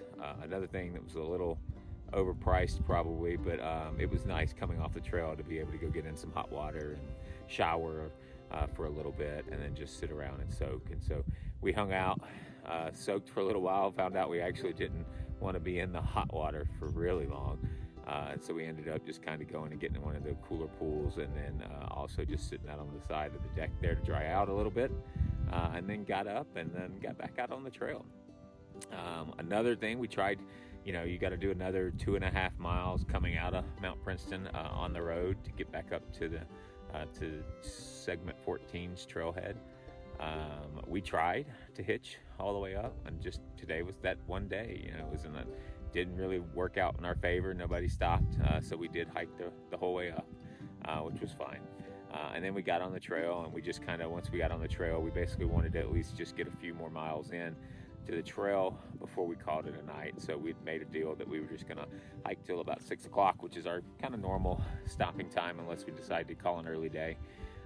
And we ended up finding a pretty nice little place here. We got a pretty cool grove here that we came across. Wouldn't have known it was here. You're hiking up the hills and all of a sudden, boom, you pop up and there it is, opened up open field. So it's really nice. So looking forward to tonight's camp chores and getting things done around here. Because of the big lunch, I'm not really going to eat a big dinner tonight. I'm just kind of snacking on some of my lunch foods, and then we'll save that big dinner meal for one of those days where I need the extra calories. So my tip for today to share with everybody is kind of how to make camp a little bit more fun and enjoyable when you're hiking all day and you're only in camp in the afternoon. So we've come across quite a few folks who quit a lot earlier than we do, that maybe quit at 3 o'clock, which can be nice, but to me that can also be boring. I don't mind doing it every few days to get a break and get a rest day. So we kind of do that every 2 to 3, maybe 4 days or something like that. Liam and I will just kind of talk to each other and we'll be like, hey, I think today we need to cut down early. And so we'll do that. But for us, the things that help me make things a little bit more comfortable when you're stopping at 6 and you got all your camp chores and stuff to do, it's just, making sure that the little bit of time you do have to relax and sit back are enjoyable. And so I have a tendency to change into clean clothes, like clean shirt, clean shorts, and even clean socks. I'll wipe down the best I can. If we're near a stream, I'll typically go sit over near the stream and kind of wipe down all my legs, my arms, my face, try to get all the dust of the trail off of me. That just helps me sleep better at night.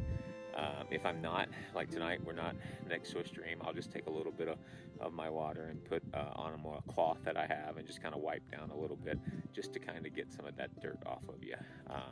It just makes it so much more enjoyable to do that. And then also trying to find a place to just relax. You know, I erred on the side of not bringing my camp chair for this in order to cut some weight, and it's been okay. We've managed to, you know, you get creative to find things. You know, I have a tendency to throw my backpack against a tree and sit back and lean against that.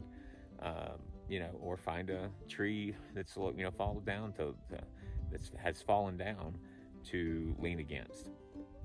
You know, there's many different options and different things that you have, but you want to make sure you know, for me, it's give that back a break. You know, it's been going a good bit all day and carrying that backpack. So, you know, get in a place that's comfortable, and hopefully the bugs aren't so bad that they're running you into your tent. But even if you are, then we'll show you those, you know, show you the tent one day, but just make sure you have good comfort, you know, in your tent too. A good sleeping pad, good places to where you can get in there and be able to do it. And I'll show you that on another day. But outside of that, it's been a great day. We're going to end our day now with day 10. So I appreciate everybody checking out and following us along the way on these.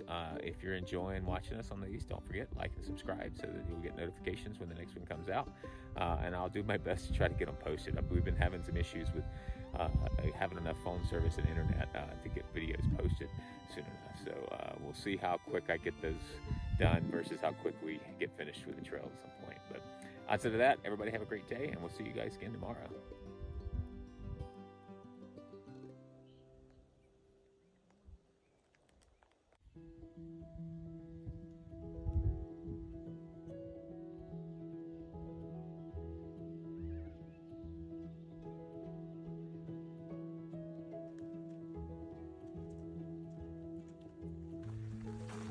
Morning, guys. Ricky here with the Backpacking Scouter, waking up to a beautiful morning. Nice little sunrise. A beautiful little sunset as well last night as I was laying in the tent. But slept all right last night. Got up, I'm ready to start day 11. And we're getting out, getting on the trail. No major plans for today, just getting some miles on the trail. Not really certain exactly what we're going to get, but we're going to shoot for 18-20 miles a day, see how it feels. Shouldn't be a ton of hills, but there's going to be a little bit of gradual up and down, probably estimating around 3,000 to 4,000 foot of elevation gain, which isn't too bad, spread over 18-20 miles. So it's going to be hot though, or at least I have a feeling it's going to be hot. Got it this morning, put my fleece on like normal, thinking, oh, it's chilly. Got out, started getting ready, packing everything up. Before we even got on the trail, I was like, fleece is coming off. Looked at my little thermometer, it's already 62 degrees and only 7 a.m. So it's gonna be warm. Maybe we'll get blessed with some clouds or something in the afternoon. But we'll see. Outside of that, let's see how the rest of segment 14, and I think we'll even start segment 15, it's gonna look today. See you guys out on the trail.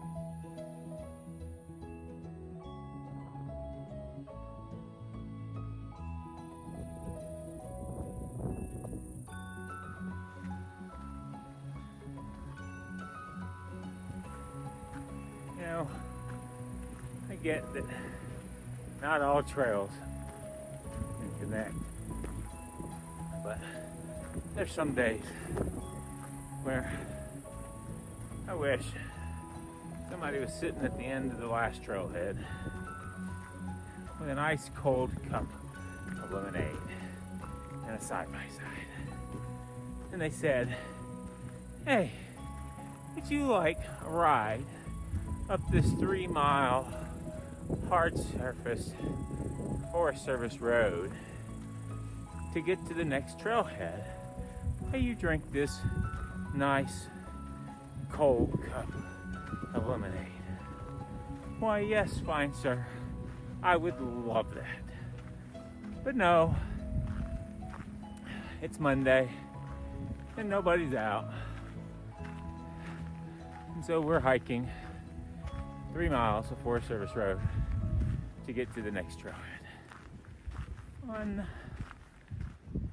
Hey guys, so we finally found a camp that we liked after that long blistering road for a while. It didn't take us long. Luckily, right after we got to the trailhead, there was something not too far past a nice little creek, and it looked kind of nice enough and flat enough for us to be where we kind of wanted to be for the day anyway. So very happy about that. And we got here in a decent enough time, I guess, where we could kind of kick back and relax, because today was pretty hot. Walking those roads was just no fun. So for today, instead of just telling you more about the trail and stuff, because I think I've shown you a little bit of that throughout the day, I'm gonna show you guys a little bit about what some of our camp chores look like as when we get into camp each day. So when we first get into camp, we typically will pull our backpacks off and just sit down and chill for a little bit. For me, I like to remind my body that, that it doesn't have to carry that backpack all the time, and just take a minute to break for 5 or 10 minutes. And then I get up and we'll typically set up our sleeping scenarios. So we'll get our tent set up, and then we'll get our tent set, our sleeping areas in the tents, and everything set down. I typically throw all my gear that I know I'm going to have in my tent while that's going. And then after that, we'll typically go, if we've got a water source close by, we'll go and fill up the water so that we can start getting some good, clean, cold water filtered to have for, to make for dinner or to have for drinks. There's nothing better than mixing one of our little Kool-Aid packets in one of the cold water things and just having that, with dinner as you go along. And then we typically, if we have the luxury and we're close enough to a creek like we are today, we'll go, and I soaked my feet. While I'm sitting there soaking my feet, I'll wash some of my clothes and try to get the dust out of them and the dirt out of them and the stink out of them.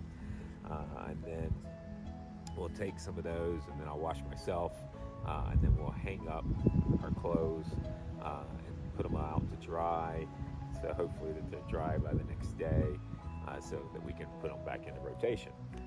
And then lastly, we typically will start to work on some dinner plans. We'll start to get the stove out, boil some water for our dinner.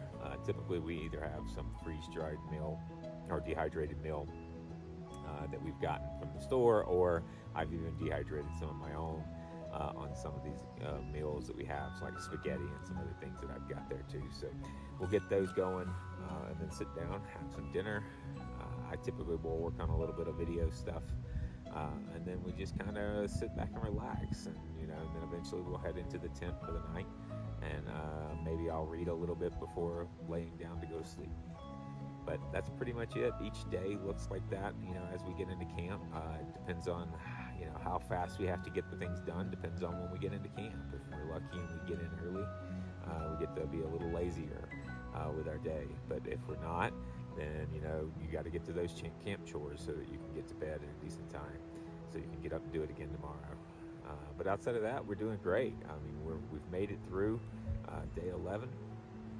And gonna get started into day 12 tomorrow, and super looking forward to it. We're just a couple more days away too from catching our next resupply, and my friend Matt coming to hang out with us and pull us off trail for a night.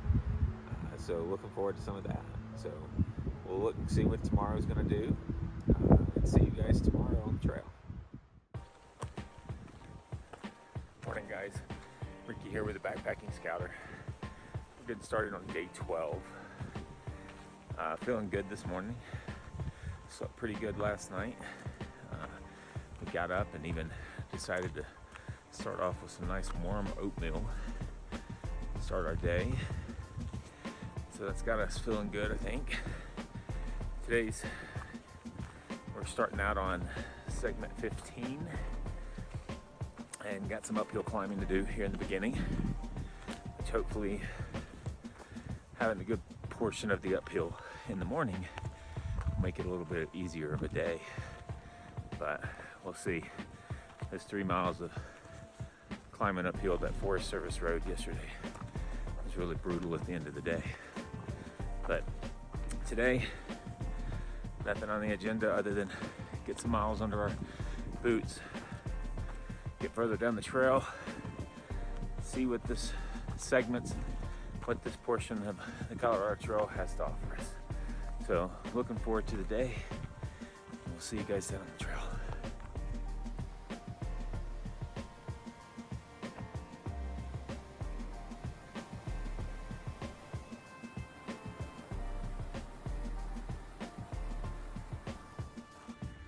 So another thing I thought I would share with you guys this morning is the isolation that you get when you're out doing something like this. You know, you're hiking the trail and you got 500 miles almost between Denver and Durango, and you're just going through the mountains. You know, and in the beginning, it's not so bad. You know, you get out, you're excited. In the first 5-6 days, you know, you're looking forward to a lot of it, of being out in nature. You know, and then you've got your resupply spots, you know, and you know you've got a town coming up. But for us now, like when we left Twin Lakes, that was the last town that we're leaving, are going to be going through for quite some time. And so you get out here in some of these segments and they're pretty isolated. And I don't think any of it's really, you know, hit me on any of it until here recently. You know, we spent 2 days since Twin Lakes, and then now, you know, I've got another 2.5 days of just isolation out here. You know, without knowing that you're gonna run across a town or see an area.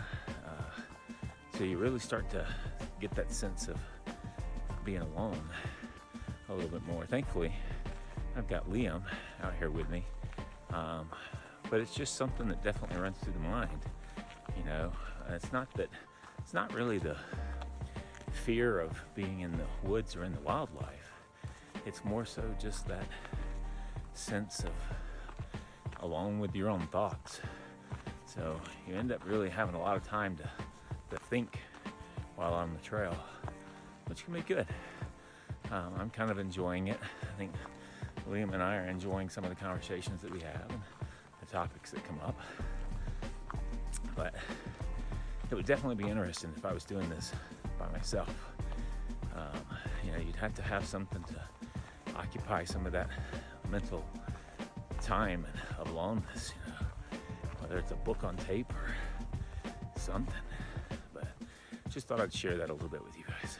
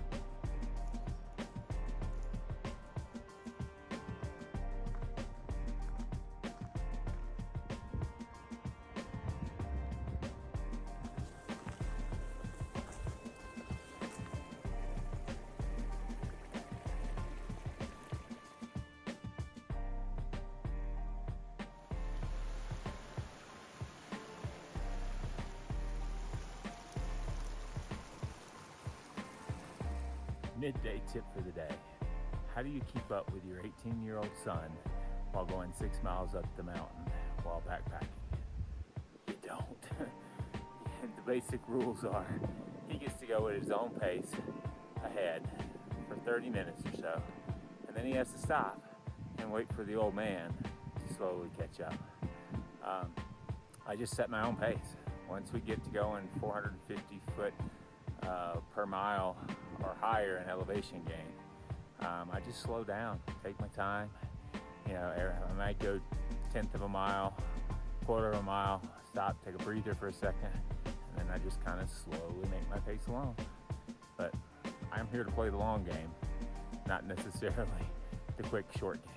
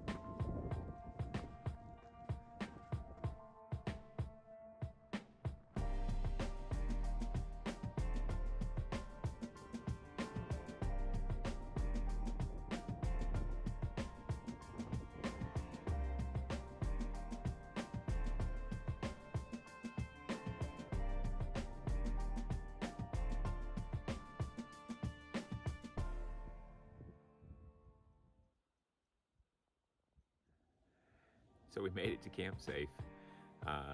Did another close to 19 miles again today, which was really good. getting kind of mileage and getting moving down the trail. I really had no expectations for today, other than just getting some miles down the trail. I had no idea what to expect in segments 15 and 16, and they just blew me away. I have to say, I think this has been my favorite day so far on the trail. And it's not just about getting up onto the top of the vistas and seeing the beautiful rolling mountains, but like for segment 15 so far, it's got to be my favorite, because the first 6 miles that we did climbing up that mountain were just amazing. There was so many mountain streams, so much water right now with the amount of water we've gotten this year, and just everything was just so green and lush and flowers everywhere. I mean, it was just gorgeous. It was like walking through a mountain jungle in a sense. So it was just beautiful all the way up, and then you get to the top and you're just like, oh my God. And it was just breathtaking. It was just amazing up there. I couldn't think of a better way. And the climbing, I mean, we did a decent amount of climbing. I think we got about 4,300 foot of elevation gain for the day.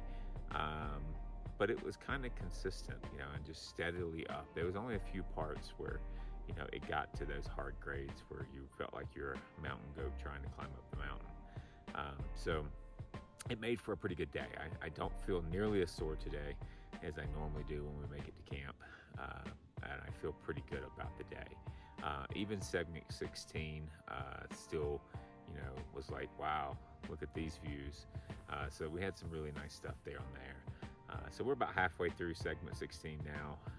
Tomorrow, our intention is just to do the same and get about the same amount of mileage tomorrow, and get us that much closer to meeting up with my buddy Matt on Thursday. We got about a half day planned for then, so that we can get off trail a little bit, maybe do some camping with them, maybe have some nice food, and then get resupplied, and then he'll drop us back on trail on Friday. So really just kind of got settled in.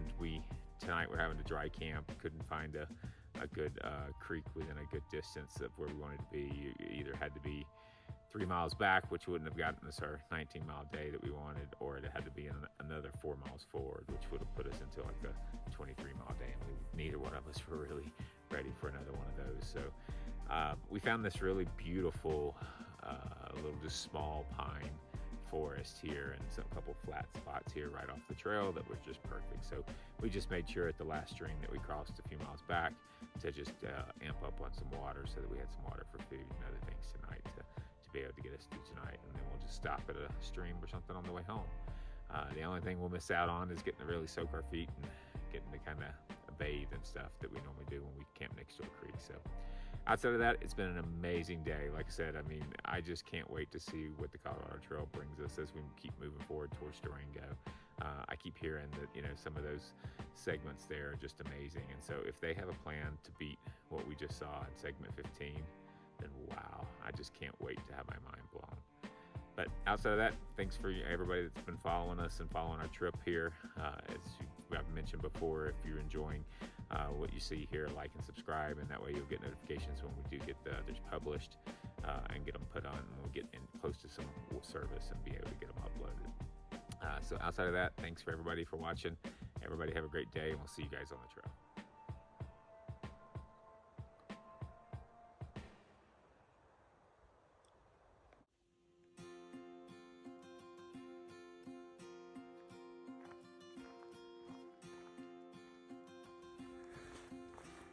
Morning, guys. Ricky with the Backpacking Scouter. Oh, look.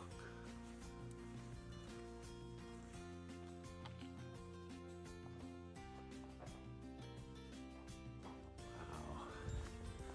That was a beautiful thing to start the morning with. Fox. Yeah. So back to our morning report. We are up and at 'em, getting started on day 13. Slept okay last night, tossed and turned a little bit. Woke up feeling a little sore. Not too bad. Each day I find that I find feel a little less sore than the past few days, but this morning my ankles are definitely feeling it. So I took a little extra time to stretch this morning. Definitely found that it's very beneficial for me, at least, to stretch out between morning, lunch, and dinner, just to kind of keep everything functioning and moving. But today should hopefully be just a little bit of an easier day than yesterday. We're looking around the same mileage, around 18, 19 miles, but I think about 1,000 foot less of elevation gain. So I thought yesterday was pretty decent, of how it just slowly kind of worked its way up and down. So hopefully today will be the same, and we'll make some mileage and get ourselves in good position for tomorrow, where we'll only have like 10 miles until we hike out to meet my friend Matt, where he'll pull us off trail for half a day.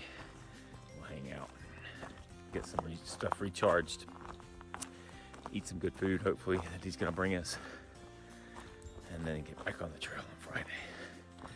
But after yesterday, the trail's really been surprising me on the beauty that we get to witness out here. So definitely looking forward to seeing what the rest of segments 16 and the start of 17 have to show us today.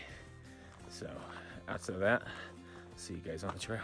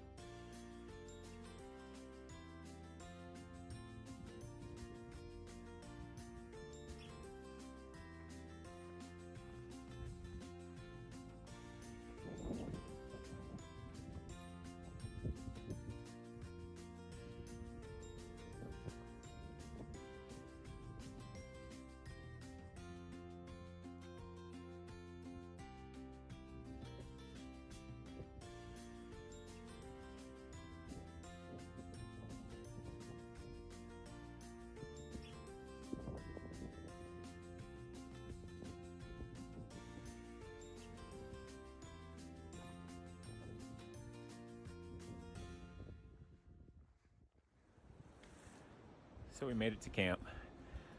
Today's got a couple words that stand for today, and that is hot, and then the other is rocky.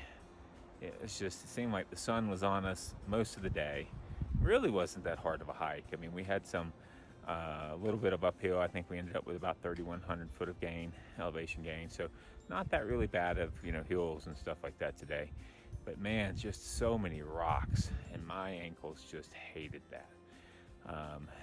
It just, before you said and done, I mean, we got here, and thankfully there's a little bitty trickling stream, and I could just go stick my feet in the stream for a little bit and wash off a little bit just to make myself feel a little bit better.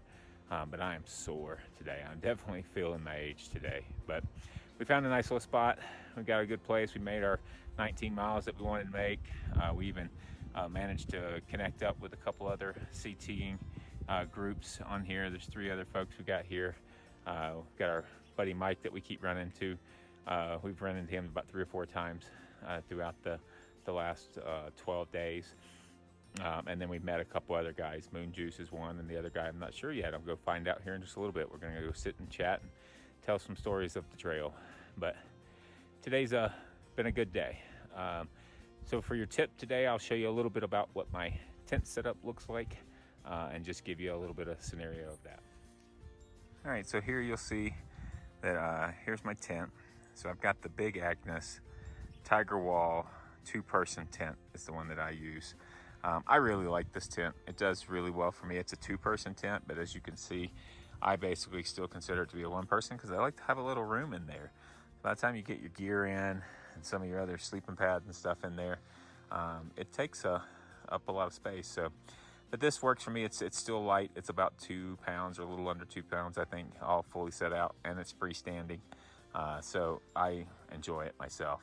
I don't have the out part on it just yet. I'll probably put that on here before going to bed, but for right now it's a little warm, so I'm just leaving it on to keep the air in there, and plus it's easier for me to show you the inside.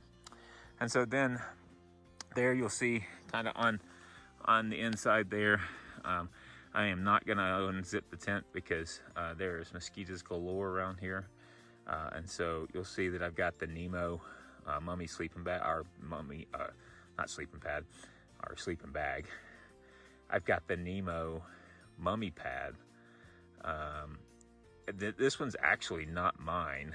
I have one very similar. I have the Nemo Tensor insulated wide one, the version, but it got a hole on it in the first week of the trail, and so I had to pull an audible and call a really good friend, and he was very nice enough to send me over his Nemo pad because I'm a side sleeper. And so you'll see that this has got about a 3-inch lift on it. So I enjoy it because I can sleep on my side and not have my hips touch the ground. And it's still ultralight, and it gives a good insulation layer as well. I also use just a basic air pillow that straps to the thing there, and it helps keep the pillow in place so I don't lose it all the time and wake up all the time looking for it, but that's an ultralight pillow. But I also really like having a little bit more of a comfort for my pillow, and I don't like just the air pillows by themselves, so I also have a kind of a memory foam pillow there that I put on top of that. And then my actual sleep system itself is actually just a quilt. So I went with this is the REI 30-degree quilt that they had. It went on sale one time, and I jumped on it 25% off and got on it and really enjoyed it. I was really worried on this trip that it wasn't going to be enough being in the mountains here, and so I had really kind of was worried about that, and so I brought some extra layers of clothing to wear with it just in case. But so far it's actually not really bad at all. It's been really well. I haven't even kind of cinched it all up around me, but as you'll see, it doesn't have a back to it, and so the bottom is your pad, and so that's what helps you with the weight. So this thing only weighs like a pound, so it really helps me in the weight of my backpack, but is also doing really well at keeping me warm throughout this trip. So that's pretty much the basics. You'll see in the tent there's some pockets and other places where I can hang some stuff. I throw some accessory stuff in the pockets over there. My hat and other things go in there, so I know where it's at. My Kindle gets in the pocket over here. My phone eventually get into that. I toss all my clothes off into the side over there. But ultimately, it's a great little sleeping scenario. keeps me comfortable and helps me sleep on these nights when I'm trying to recover for the next day. So that's pretty much it for today. Hopefully you guys enjoyed getting to see some of the views today. Maybe not as rock stars as they were on 15 and 16 earlier, but we have made it through 16 and then now on to 17. And so things are going well. Tomorrow, as I mentioned before, we get a short day. So we're gonna hike out 10 miles to the end, or to the beginning of segment 18, where my friend Matt's gonna meet us and pick us up around 1 o'clock. We're gonna find a place to go camping together. Hopefully he's gonna bring us some good goodies, maybe some good food, some good drinks, some other things to kind of fill our spirits to get us off trail for about half a day. And then he'll drop us back on trail Friday morning and we'll get at it again tomorrow, the next day. So we'll see you guys tomorrow morning. For those of you that have been following us, thanks for following us. For those of you that this may be your first one to see, if you like what you're seeing, hit like and subscribe, and you can get notified when the next videos come out. And then we'll keep going. Tomorrow should be another fun day. So we'll see you guys on the flip side. Have a good night, guys.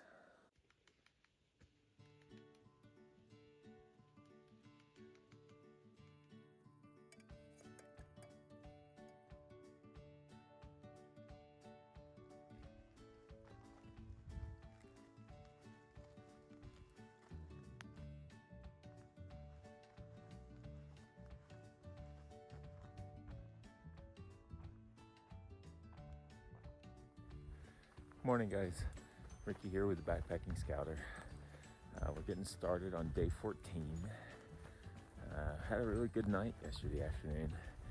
As mentioned, we met some other Colorado Trail thru-hikers along the way yesterday. Kind of kept leapfrogging each other on the path, and so we had like a 14-mile part of the trail where we didn't have water, and so of course, where does everybody meet up at the watering hole? And so at the end of the day, we all kind of got to the watering hole and we're like, hey, we've all had long days. Let's all camp and find areas around each other. So we all set up and stopped early enough to where we all got to kind of hang out and chat some. But everybody's trail names were Moon Juice, Bad Habit, and Downhill. So it was cool to get to hang with the guys.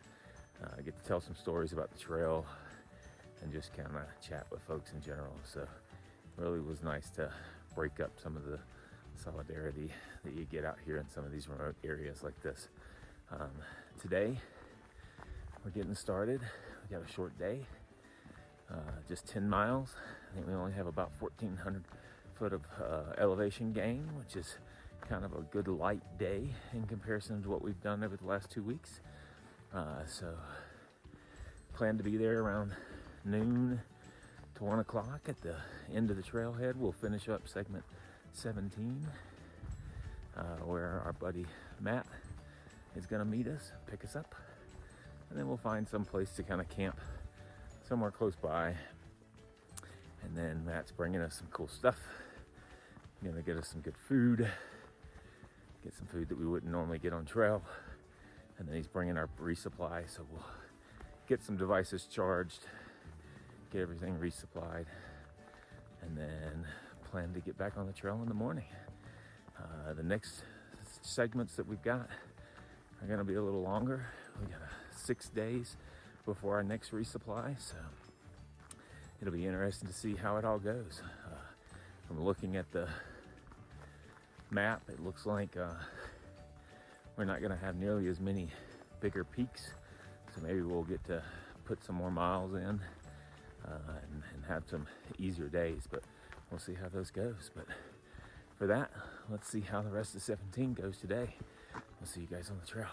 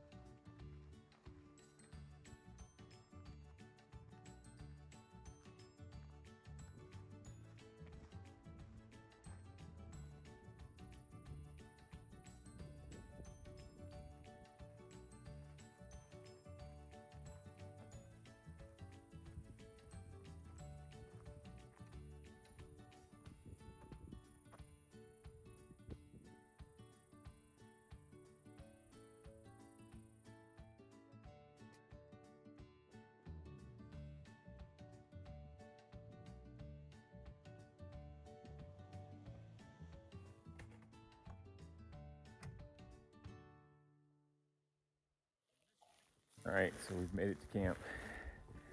Tonight we're camping at a national forest campground with our buddy Matt and William. They picked us up at the trailhead as mentioned. Brought us some amazing food. We just got through having some great steak. They did burgers for the kids. Oh man, it was just so good. Fruit. Never wanted some fruit so bad. So good. And then they even brought us on some dried ice, some Ben & Jerry's ice cream. Oh my God, it was just the best night.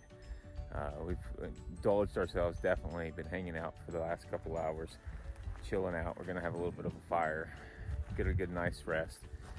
Been spending a good bit of the day stretching and other stuff, just being off our feet and just getting an enjoyable rest for half of the day. So amazing break in between our checkpoints. We were able to resupply all of our stuff. We're full again now in the sense of our backpacks and having all of our gear to get us through the next 6 days. So we're gonna go enjoy some more time, enjoy some more stories, and then just get ready, have a good night's sleep, and then get back on the trail in the morning. Tomorrow, not sure exactly what we're gonna do. I know we've got they brought us some bacon and eggs as well to cook for breakfast in the morning. And then we're gonna try to hit the trail and try to get some miles on it. So we'll see you guys in the morning, see how everything goes. But appreciate everybody that's been following us, and see you guys tomorrow.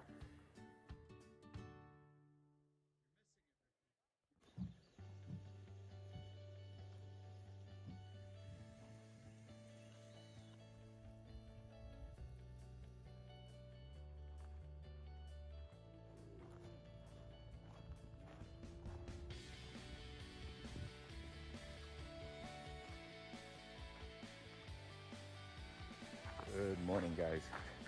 Ricky here with the Backpacking Scouter. Getting started on our day 15. Yesterday was amazing.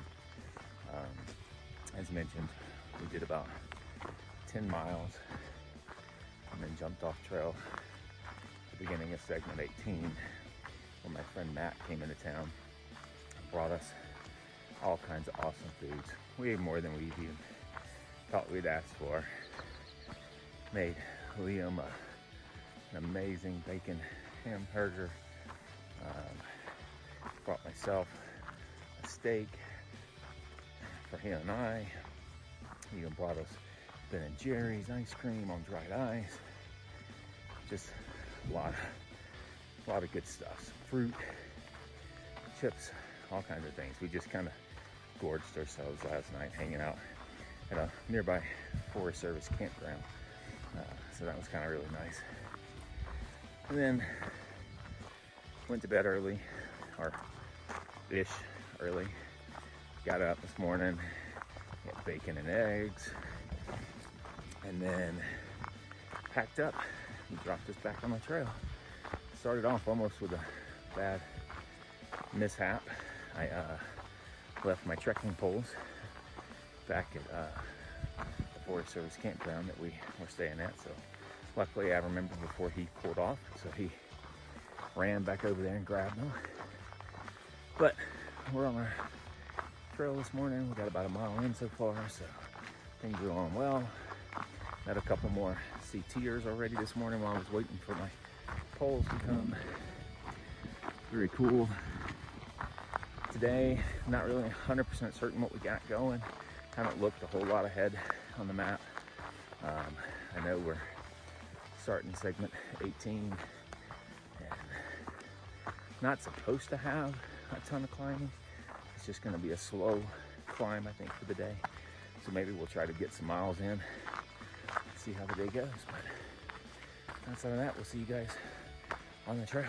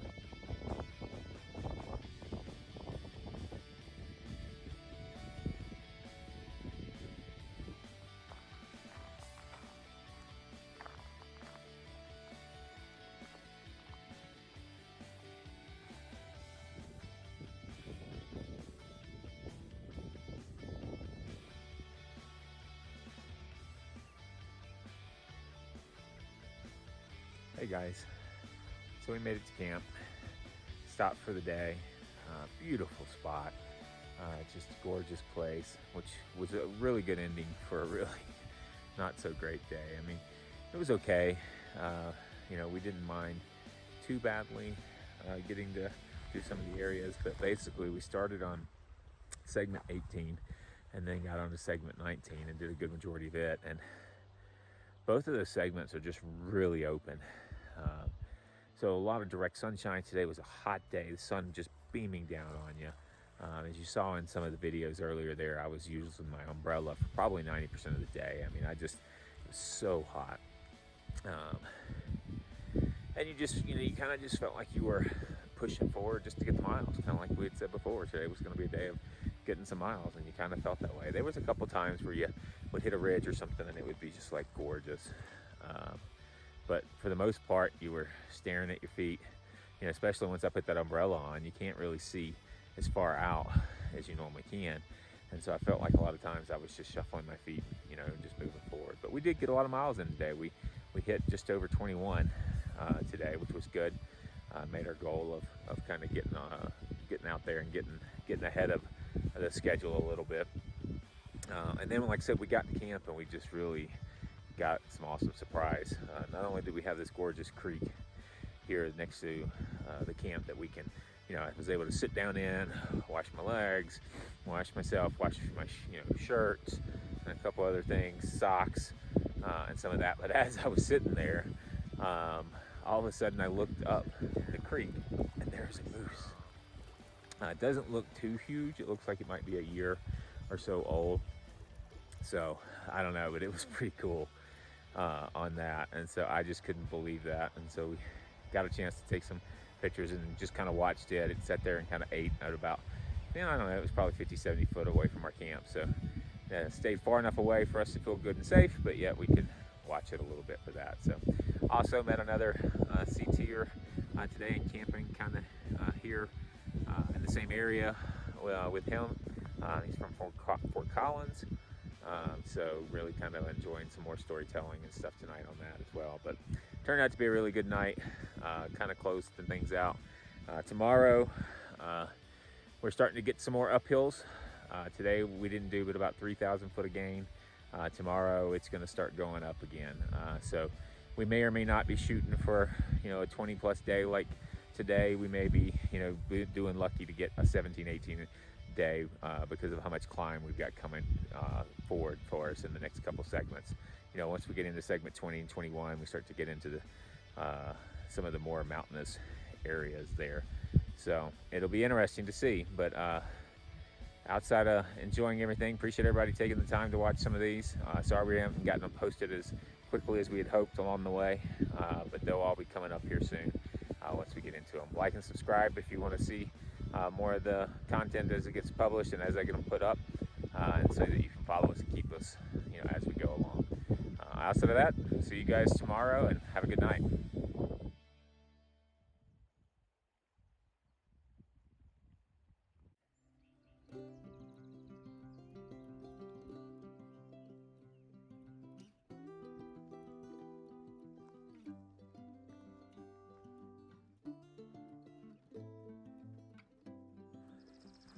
Good morning, guys. Ricky here with the Backpacking Scouter. We're getting started this morning. Got kind of an early start. We both kind of woke up early. It's a little chilly this morning, so we were quick to move to get on our feet, start getting moving so we get warmed up. I think this morning was the coldest morning we've had since we started. It was 32 degrees when I got up at 5:30. But still a beautiful little valley here. Getting to follow the creek as we head out. Gonna finish up a portion here. Can't remember now which segment we're on, 18 or 19, I think 19. And then we'll get started on some 20 today. Today we've got kind of a constant uphill climb, but it shouldn't be too steep, so hopefully it'll be nice to our legs. gonna try to get some more miles in today. We should get close to the trailhead that leads into Creed, I think, by the end of the day, and then we'll have to decide whether or not we want to head up higher to the next pass or call it a night there, or even hitch into Creed and try to find a place to stay. So a lot of things to decide as we go along through the day, but it should be a pretty day. Hopefully here in a little bit we'll hit some sunshine and start warming up just a little bit. But after that, we'll see you guys up the trail.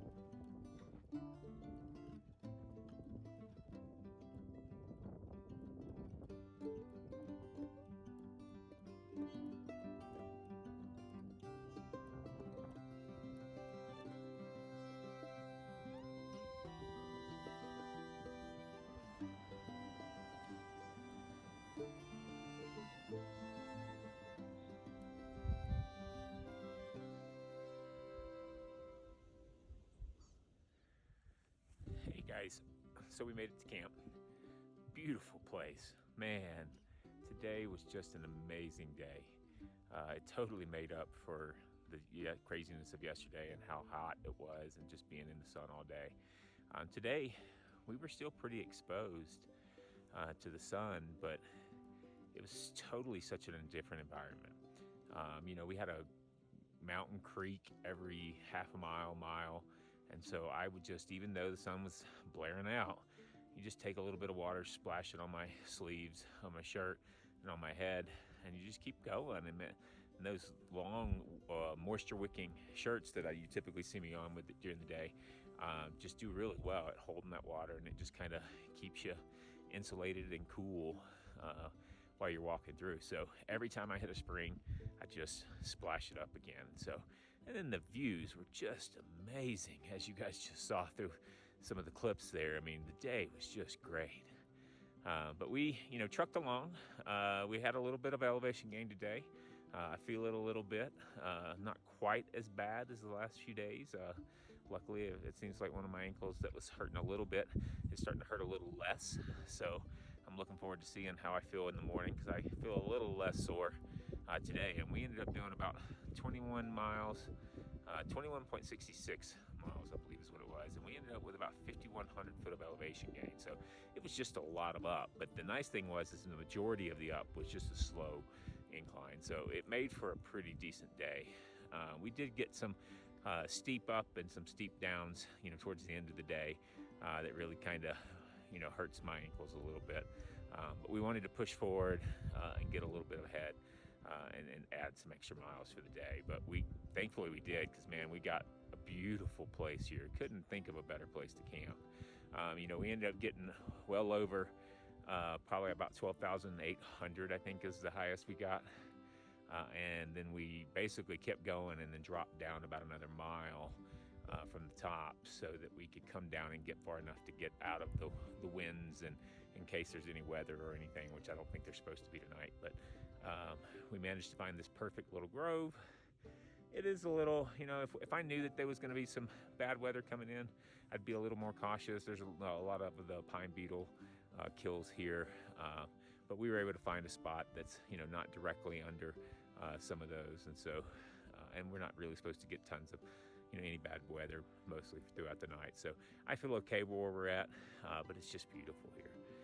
We've got some just awesome sights. There's marmots running around in the hills, along with some chipmunks and other things and stuff to it. But it's just a beautiful day. With that, I'll add my tip for the day. I'm just going to show you guys a little bit about what we do with our food and our equipment, after we set up camp every day. So we get to camp, we set up our tents, we get our sleeping gear and everything set in. And then we basically end up taking my backpack once I've removed all smellables. And I do pretty good about trying to not allow any major smellables to come into contact with my backpack. Anything that's food related typically stays in the food bags that we have, so that they're not going directly into the bag. So once I get all of the stuff out, then I hang the bag up in a tree. And the big reason for that is just to kind of get it away from the like chipmunks and other things that'll, I've had them go at some of the pockets and other things to get the material for nesting and stuff. So I hang them up in a tree, and then I typically put the rain gear over it, just in case we were to get any weather over the night there, to be able to do that. And then we take, for our food, we've got our beer canister, and then I also got an earth sack. And the earth sack is it's supposed to be the new bear-proof bag hang. And so I've been using that this year, but this is my first time really using that. And so I was a little cautious at first, never knowing what was going to happen up in the mountains, with the bears, because you don't hang it like a traditional bear hang. You actually just tie it about head high to a tree, and just make sure there's a limb that'll keep the bear from being able to pull it down. But in theory, it's, or I shouldn't say in theory, I guess there's some science behind it. It's made with a material that will not allow the bear to really get into it. Supposedly, when you do the reviews, it looks like they could potentially puncture it if they really went at it hard enough. But they're not supposed to be able to tear it. It's kind of like a Kevlar type of material that goes on it.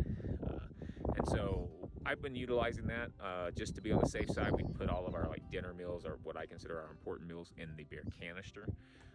And then we set that, and that basically, the beer canister, once you've locked it, all you got to do is kind of wedge it in place somewhere. But we'll take all our food and hang them out, you know, about 100, 200 yards away from camp, depending on the area that we're in, and make sure they're secure for the night. And so that's your tip for today. Outside of that, it's a beautiful night. We're gonna have dinner here in just a second, and just kind of watch the sun go down. Maybe I'll try to do a time lapse or something to add in here for you guys of just the beautiful scenery that we got here. But for those of you that are enjoying watching all of us, like and subscribe so you can get notifications for when the next videos come out. And we will see you guys tomorrow on the trail. Everybody have a good night.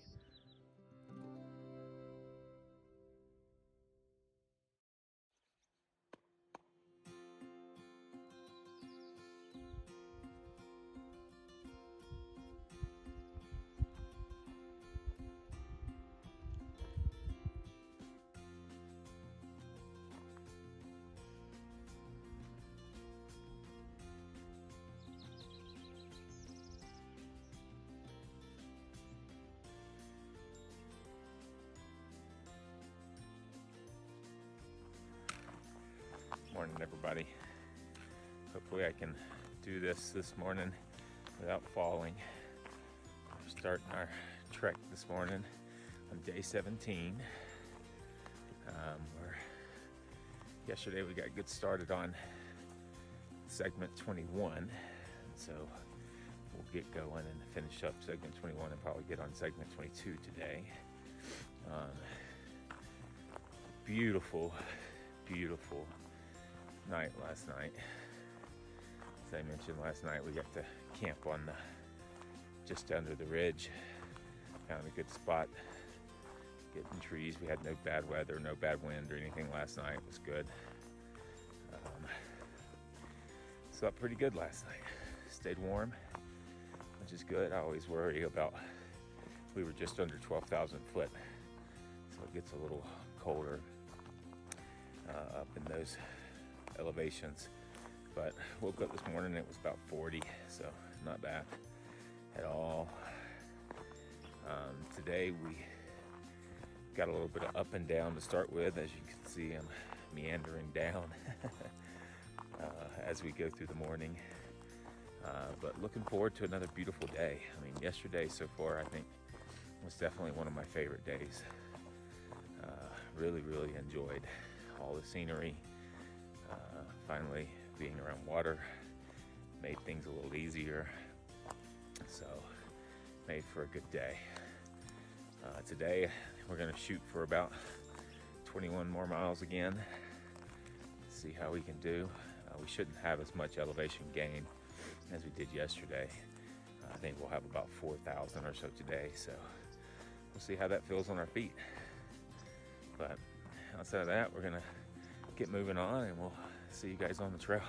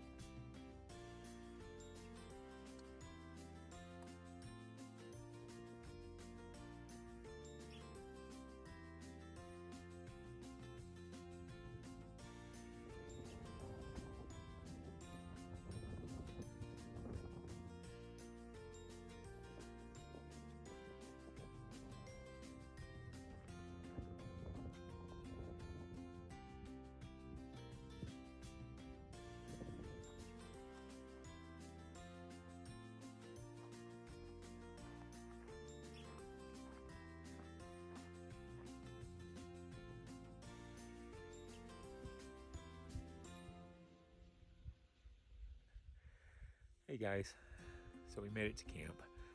Today was a nice long day again.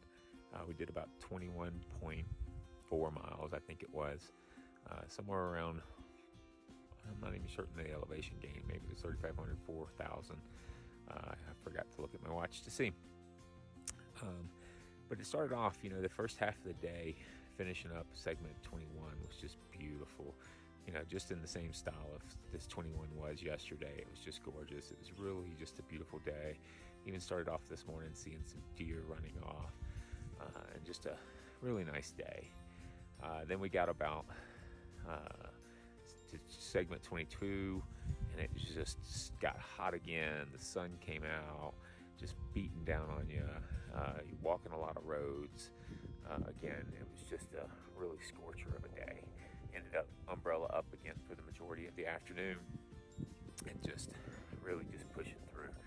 You're really just kind of pushing the miles.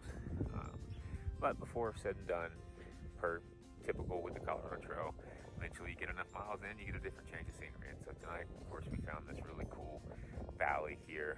It's just gorgeous. We managed to find a little stream of water. Nothing too fancy. Nothing fancy enough that I can go sit in and bathe with the moose again like we did a couple nights ago, but it's a decent enough to make sure we've got enough water and at least go get the dust off my legs and some of that for that. So turned out to be pretty decent day. Not feeling too bad, but we do still have a few more days of some long days ahead of us. Was looking at the map for tomorrow. Tomorrow we got some big climbs for us. We're going to be going into segment 23 here at some point, and we're going to hit the highest point on the Colorado Trail tomorrow. So that means some climbing.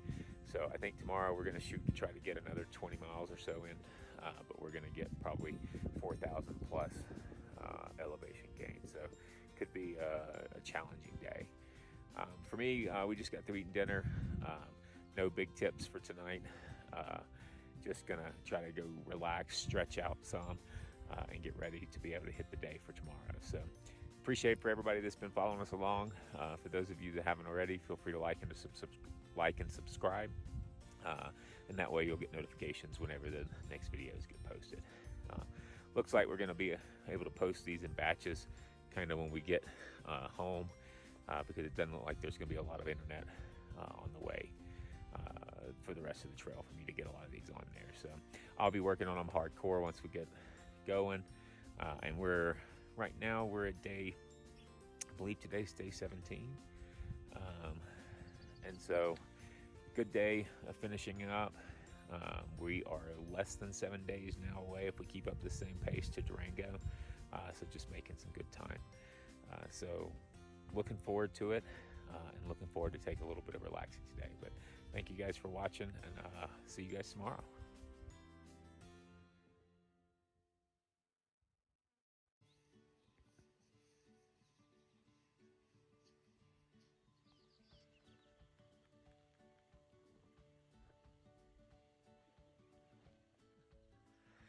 Good morning, guys. Ricky here with the Backpacking Scouter. Thought I'd go ahead and get this going early this morning. We're packing up and getting ready to get on the trail. But this morning we're gonna have some climbing, and so I figured it would be easier for me to breathe and talk at the same time if we did it now. So last night was an okay night. We had a hard day yesterday, so it was a little tiring. Our camp spot here was pretty in a nice little area here in the valley, but it was a little lumpy, and so I think I kept waking up a lot and just not feeling level. And so I'm feeling a little chilly being next to the spring like we always have once we're near water. Puts a little more humidity in the air than we're used to. But other than that, got a decent sleep, I guess. I'm ready to start the day. Today should be a pretty nice day. We're going to get started here. We've got about 7 miles of climbing, and then we're going to hit the highest point on the Colorado Trail, which is somewhere around 13,000, I think 250 something foot. So it should be some nice views, I'm expecting. But we'll finish up segment 22 is what we're on right now. And then I think in around 8 miles or so, we'll hit segment 23 and see what that brings. But today we're gonna keep doing like we've been doing and try to keep our average of around 20 something miles for the day. But I think today that's gonna mean a little bit of incline. We're gonna have about 4,500 foot of incline, so should make for an interesting day. But from what I can tell from looking at things, it looks like there's going to be a lot of beautiful views and stuff for it. So we'll make sure to capture a lot of that for you and let you see it. And keep up with us, and we'll see you on the trail.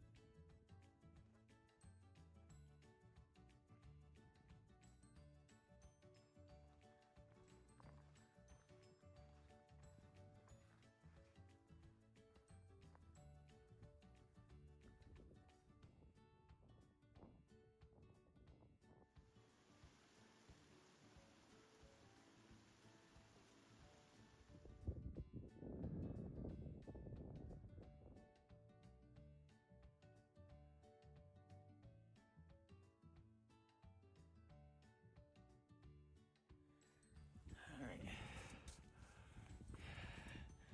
In honor of Willa.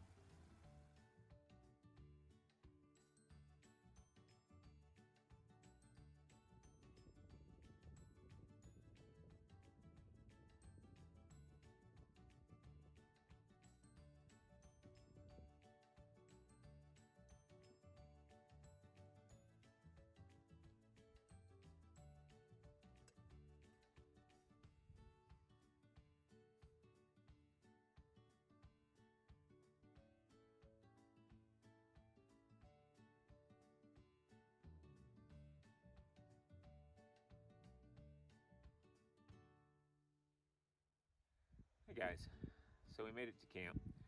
Man, was today a beautiful day.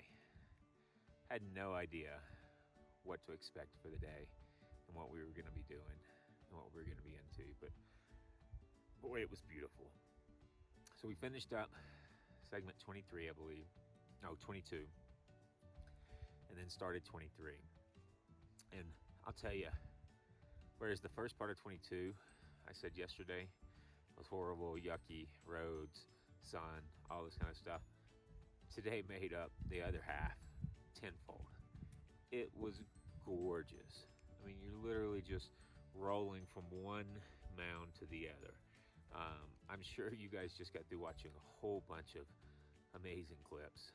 I'm telling you, if you've not done this section of Colorado and the Colorado Trail, you've got to get out and do this.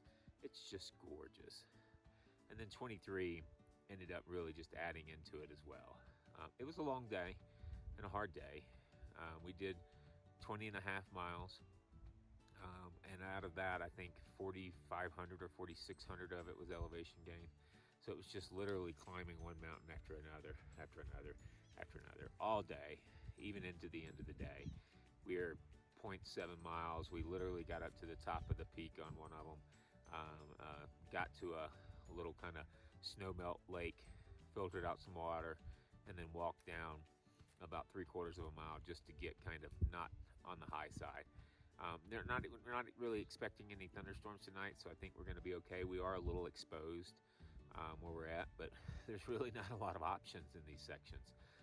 Pretty much the last 10 miles have been exposed, and a good portion going forward would have been as well. So we did well. We made it here. I'm feeling it a little bit, maybe not as bad as the last few days, but definitely still sore. It was a lot of uphill. Tomorrow we have a pretty big goal for ourselves. Originally my next resupply was supposed to be at Molass Lake Campground, which is not too far off of the Colorado Trail, and so it keeps us from having to go into Silverton and get off trail. And so I shipped a box there, with the intentions on the schedule would be that we'd probably be there around Wednesday. Right now, we looked at the schedule today. Liam and I was looking at it, and we got 24 miles to the campground tomorrow. And it looks like there's a lot more downhill than there is uphill. Still a little good, decent amount of uphill, it claims, but I'm really not understanding how, because it doesn't really look like that much on the graph. But either way, our plan is to try to get up a little earlier, get on the trail a little early, and then see if we can't just go ahead and knock out those 24. Tomorrow's Tuesday, day 19. We're not scheduled to be there until Wednesday, so this would put us ahead of schedule. But the nice thing is the campground has showers, and they have a camp store with some different foods and other things that we could potentially indulge ourselves with, and we could charge our devices and some of those things. So if we can manage to get there early and get there tomorrow, then that'll give us overnight to do some of that, and then we can have a late start on the next day as we get out. So we'll see. We've got backup plans where if we're making it through the day and we don't feel like we're making the mileage that we want, we'll just pull up and put tents up at 3 or 4 miles or whatever before we get to Molass Lake, and call it there, and then just go in early Wednesday morning and do some of the same things. We could still shower and do those kind of things. So it's been a super amazing day.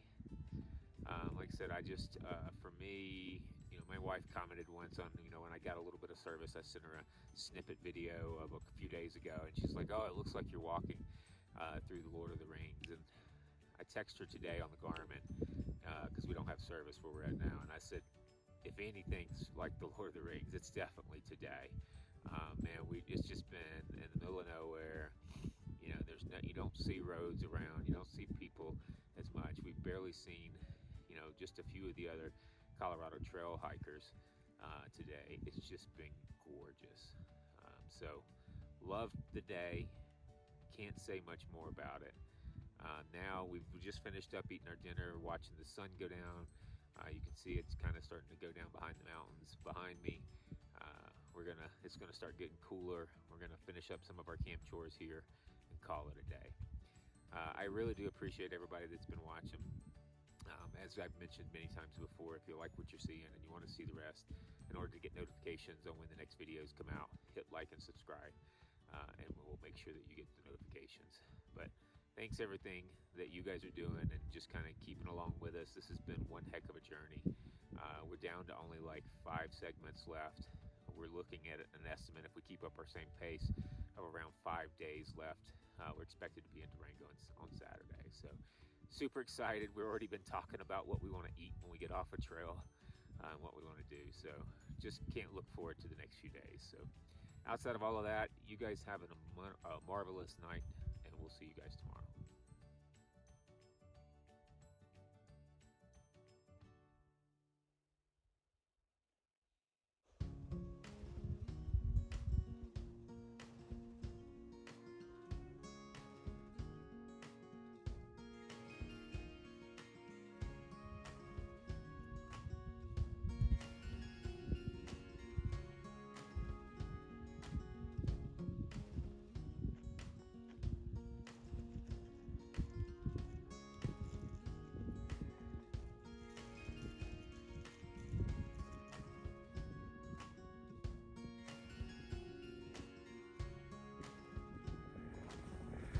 Morning, guys. Ricky here with the Backpacking Scouter. Got an early start today on day 19. We got up about an hour earlier than we normally do because we got a pretty big goal we wanted to make today. We want to get to Molass Lake Campground, which is about 24 miles from us today. But the intent is to get there a day early so we can take advantage of their showers and even some of their camp store amenities and other things that they have there. So super looking forward to that for me, but definitely was interesting getting up at 5 a.m. when it's so dark. Basically just slowly taking your time and getting ready in the tent, even packing your bag. We even ate breakfast in our tent, and then just got out at the last minute and packed up the tent, got up everything else, stretched, and then got on the trail. But the interesting thing this morning was getting on the trail at 6 a.m. We were just starting to get enough light to be able to see the trail, which was good. But we immediately had to start our hike off with about a 400-foot incline going straight up the mountain. And then, of course, that caused us to have to cross a couple snow patches, which at 6 a.m. are more like ice patches. And so a couple of them were a little finicky, but luckily we made them cross them with no major issues. But today, it's already starting off as a gorgeous day. We're on top of the world. Sun's already shining out on everything. It's just absolutely beautiful out here today. So looking forward to seeing what the day brings us as we move forward and moving through our next parts of our segments. We're officially less than 100 miles away from Durango now. We got 5 segments left. We should finish up segment 23 today. I believe get on to 24. And we'll continue on with this marvelous and beautiful day 19. So let's get going to it, and we'll see you guys out on the trail.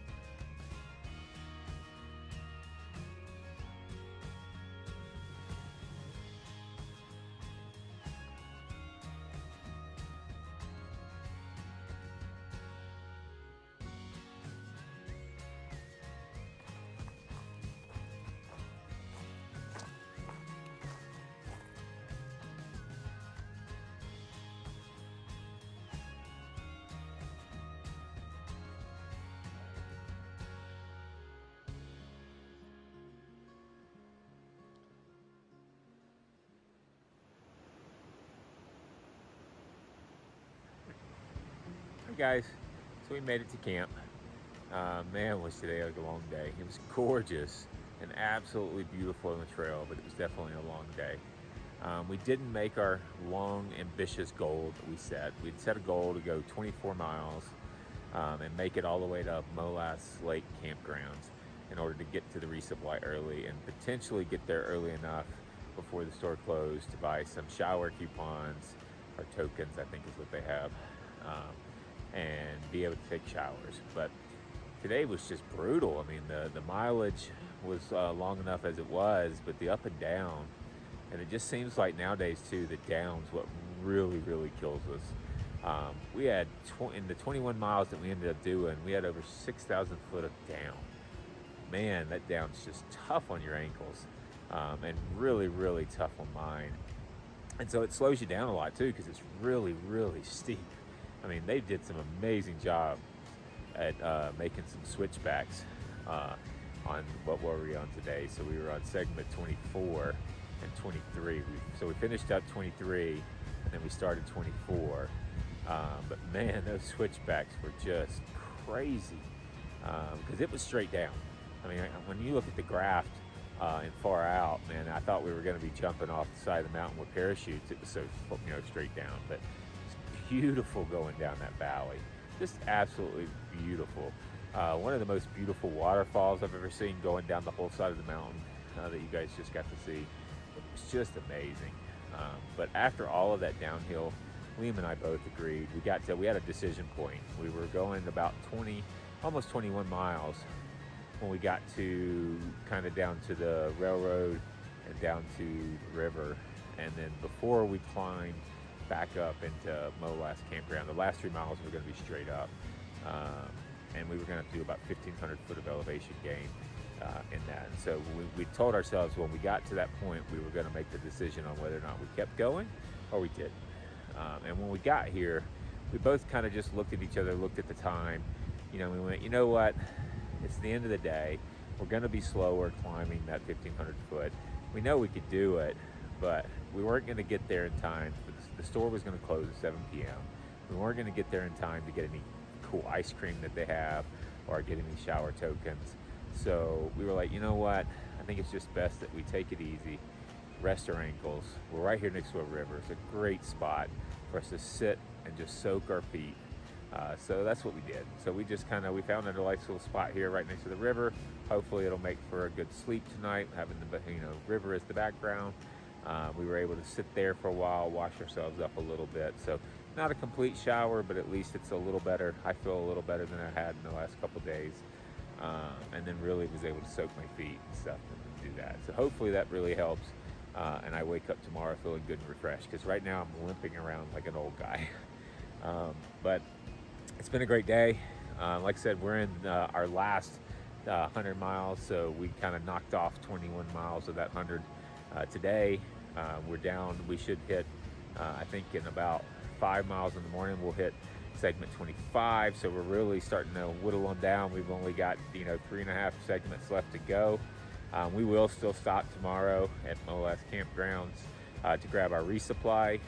Maybe I'll show you guys a little bit about what our daily food looks like with the resupply, and give you a tip from that while we're there. And then also we're going to try to charge up some of our devices to try to last the last 3 days. Maybe I'll get my battery bank charged for a little bit, and then just take a break for an hour or two, eat some fun ice cream or whatever else they have in the store, and then get back on the trail and try to put some more miles on it. Because we're Durango bound. We're getting close. It's still looking good right now for us to get there by the weekend, which is going to be good, because Desi and I we got a little Airbnb for the weekend there, where she would have a night to herself when she got there, and then she could come pick us up at the trailhead on Saturday, hopefully at some point, and then we can go celebrate and have a good night in Durango before we head back to Denver. So, been a good day. Not too bad with the sun and other things. I think we did all right with some of that. So it was a decent day for it. Looking forward to tomorrow, and looking forward to getting closer to being completed. This has been a really amazing trip. And I can't think of all the things that we've done that have been milestones. That'll be memories that I'll have for a lifetime. So if you're thinking about doing it, absolutely do it. Jump on it. It's well worth it. We'll have some other videos in the future too to help you plan and talk about tips on gear and other things after we get done. So if you've enjoyed watching us so far, hit like and subscribe so you get notifications for all the other videos that come out. And then we'll see you guys on the flip side. See you guys in the morning. Everybody have a good night.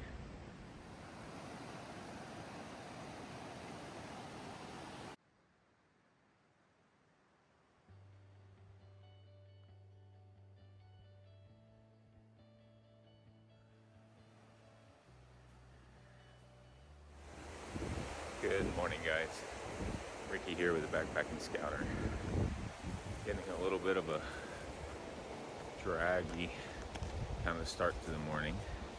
I think I finally slept better than I have 3 weeks out on the trail last night.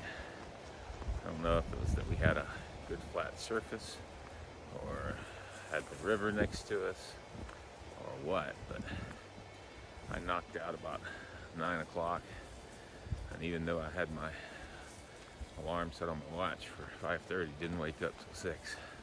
Don't even remember the alarm. Don't even remember waking up much at all last night, which is not necessarily normal, considering most every night since we've been on the trail I always at least toss and turn a little bit and wake up some. But great night's sleep. So we're getting started now. Starting to climb the hill here. We're gonna finish up segment 24 this morning. Like I mentioned yesterday, we're gonna stop at Molass Lake Campground. They do an awesome service for the Thru-Hikers and stuff, and allow people to ship resupply boxes there, which is what I did. So we're gonna stop there, pick up our last 3 days of meals, charge a few of our devices, maybe eat and indulge in some of their store food, and then get back on the trail today. We're gonna still try to put some miles on today. We should hit segment 25 shortly after we leave Molass Lake, and see what we end up getting done today. So we'll see what this part of the Colorado Trail has to offer us. But outside of that, we'll see you guys on the trail.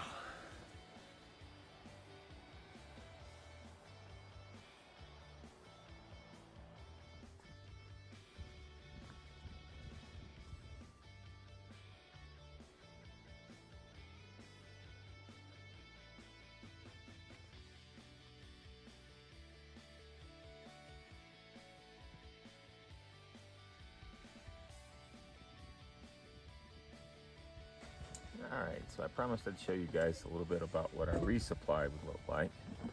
So we're sitting here today, just opened up the box, and here's one of our meals.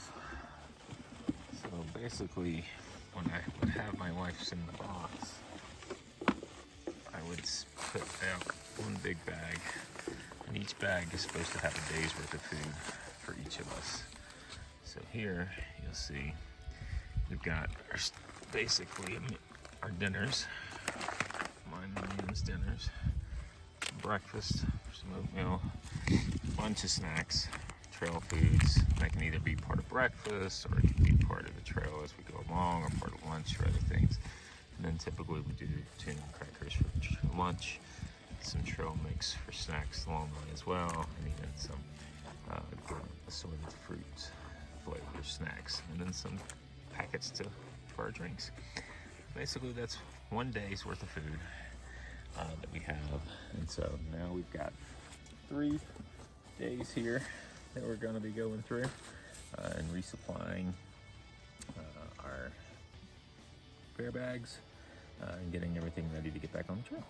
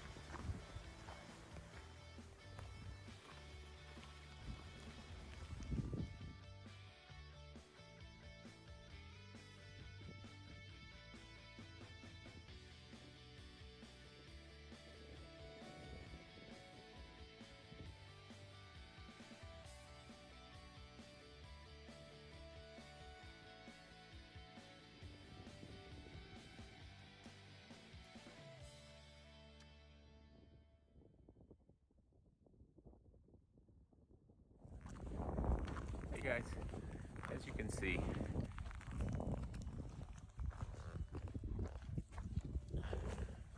we're not at camp yet. With our stop that we decided to make today, which was so well worth it, we stopped at the Molass Lake Camp Store, which is a pretty cool little place. Nothing too fancy, you know, not as, they haven't gone all out like Twin Lakes has done for hikers, but they still do a good bit. They got a little bitty store there. You can't really resupply your own food.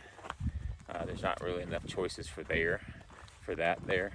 But there are tons of like yummy snacks, and they got a lot of some microwavable burritos and some ice cream and just all kinds of little chocolate goodies. And man, I tore down 2 Powerades. God, those tasted so good. But yeah, just some good stuff to kind of lift your spirits. It's not camp or trail food. But we hung out there for about 2 hours, charged up some of our devices, and just kind of lounged about there for a little while, which was cool. We ended up right at the end, as we were stretching and getting ready to get back on the trail, run into our good friend Bad Habit. Hadn't seen him in probably 5 or 6 days, so that was super cool to get to see him. Maybe he'll cross up and catch us later on. I know they were already 10 miles into their day, whereas we were only 4 when we hit the store. So we decided to go ahead and still make it a good 19 plus mile day. I think by the time we get to camp, we'll be sitting somewhere around 19. But very interesting day for us.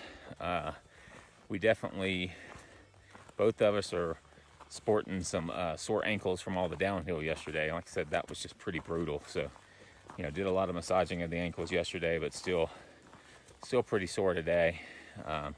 So we just decided to take a kind of slow pace and just kind of take our time as we were, you know, making the trail. So, and plus we knew we'd lost a couple hours for being there. So we really didn't want to set too big of a goal, but we didn't want to lose a lot of the momentum that we'd gained already. So a lot of the climbing today, we had probably 7-9 miles of climbing up segment 25. We got onto that one today. Beautiful, absolutely just gorgeous. The valleys that you get to come in, and you cross out of one and into another. It's just absolutely beautiful up here. You definitely have to witness this. You know, even if you just go out and do segment hikes, you know, you have to come out and see some of these trails. They're just magnificent.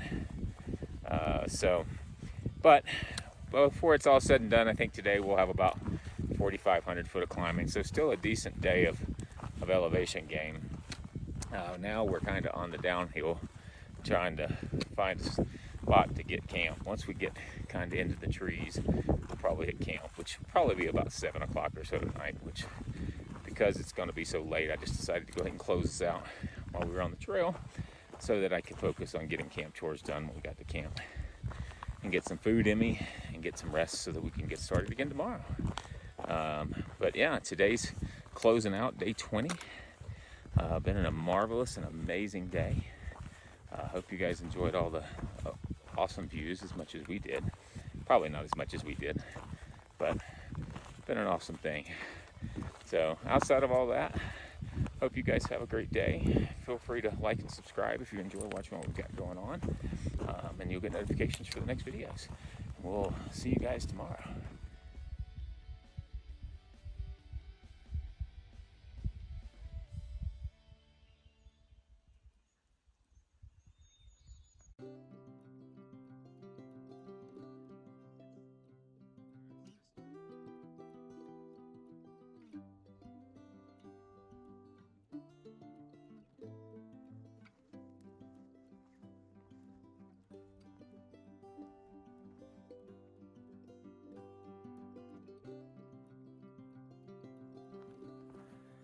Good morning, guys.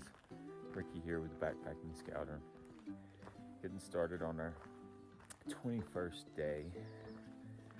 Had a nice little realization this morning, laying in the tent after I woke up, that not only do we only have 3 days left at our current pace, but we only have 2 more nights in the tent. So some of that super happy about, some of that it'll be kind of sad to leave all the beauty, but we've definitely had a heck of a trek upon us. It's been a really great 3 weeks so far. Seen a lot of amazing things, like this morning. Last night, we set up camp.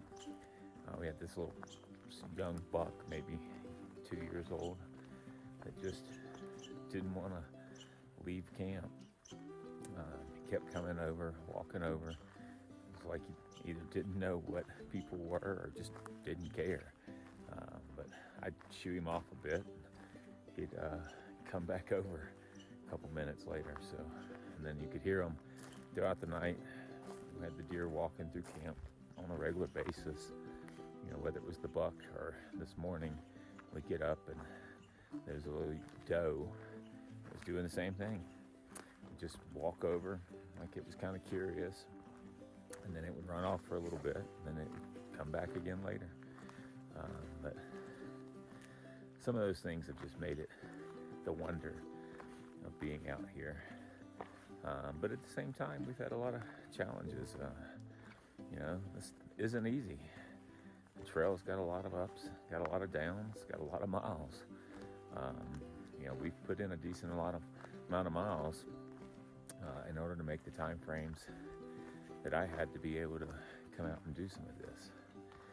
In hindsight, after doing it, I would definitely recommend folks, take your time a little bit.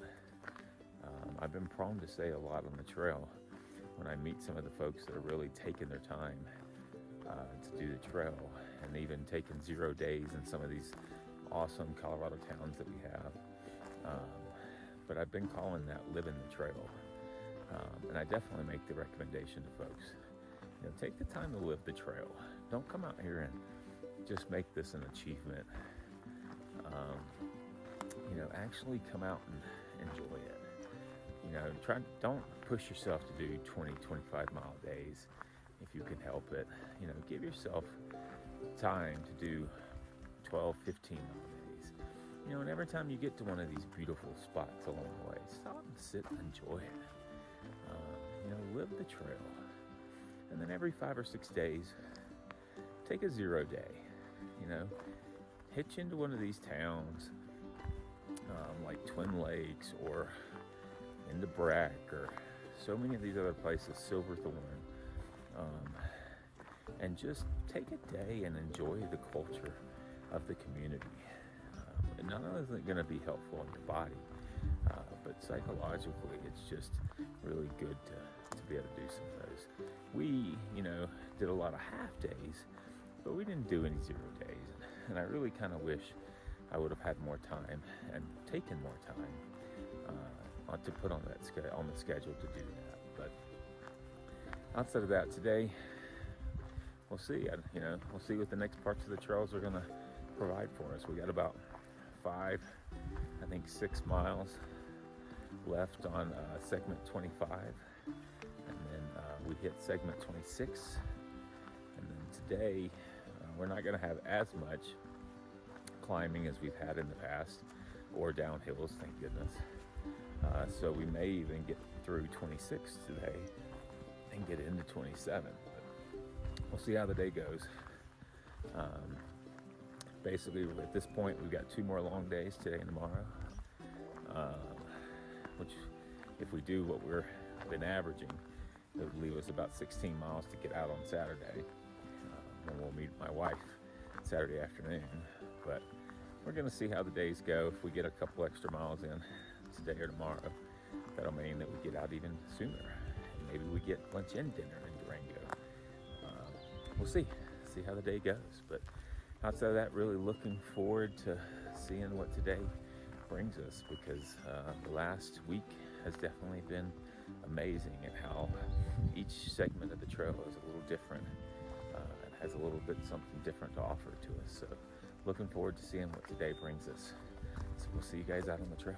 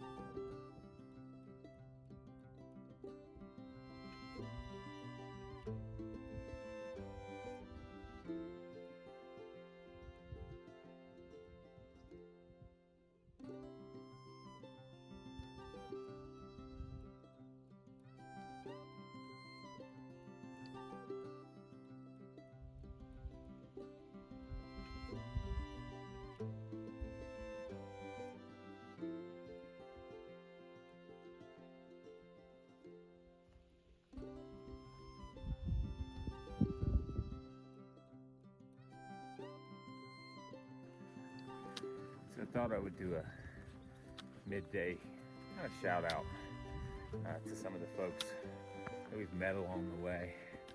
You know, over the past, we're on day 21. You know, in the past 3 weeks or so, you meet a lot of folks as you're out, well, sometimes on the trail. Sometimes you don't see anybody for hours and hours and hours. But, you know, whether you're meeting folks out for weekends, you know, doing a weekend backpacking trip, or you're meeting day hikers maybe that are close to a trailhead, you know, or you're meeting fellow thru-hikers. Definitely seem to have met more Colorado trail hikers that we got to know than we probably did the Continental Divide Trail CDT hikers, because a lot of them, it seemed like, because of the late winter and the snow and everything, we're going north to make it a little bit more passable to get through the Colorado portion. So didn't really get to know a lot of them. Passed a lot, saw them as we were going south. We'd see people going north, and on the occasion you'd say hi, but never really got to spend a lot of time with them. But for CT hikers, we've gotten lucky and got to see, you know, a decent amount. I wouldn't say we got to see a ton, because I think a lot of folks put off their start dates until a little later in order to make sure some of the snow was gone before they got started. So, but some of the folks we want to shout out to, I think our favorite person that we've probably seen the most along the way, his trail name is Bad Habit. Super awesome guy. We've definitely ran into him quite a few times and even stayed the night once and got to hang out some. Really appreciated getting to know you. And along with him, it seemed like a lot of the crew traveling similar to him was also downhill. Downhill, we only met like, I don't know, once or twice, but super cool guy. And not only did he start in Denver to start the CT, but he also lives in Colorado Springs and decided, hey, why not start from my house? So he threw his backpack on, jumped in the national forest, and backpacked all the way to the trailhead for the Thru-Hike Trail. So super cool. And then also Moonshine, another cool guy we got to meet. I only got to really hang out with him the one night we stayed with Bad Habit and him at Downhill, but seemed like a cool guy. Wish I'd have got to meet him a little bit more along the way. Then got some others.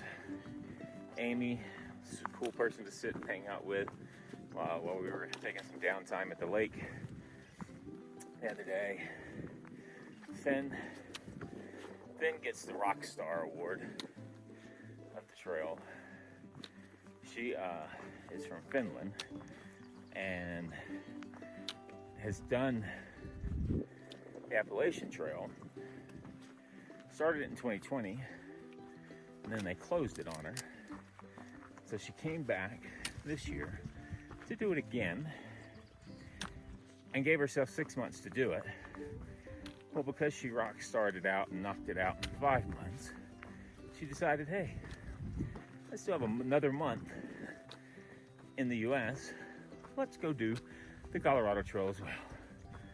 So definitely your rock star, Finn. We've met quite a few other folks. Einstein is one we met for just a short period of time. He's one that had done a good majority of the CDT last year, but didn't get to do some of the Colorado portions, so was back this year doing the Colorado portion. That guy has done a lot of trails, so definitely got Liam going and energized in the beginning.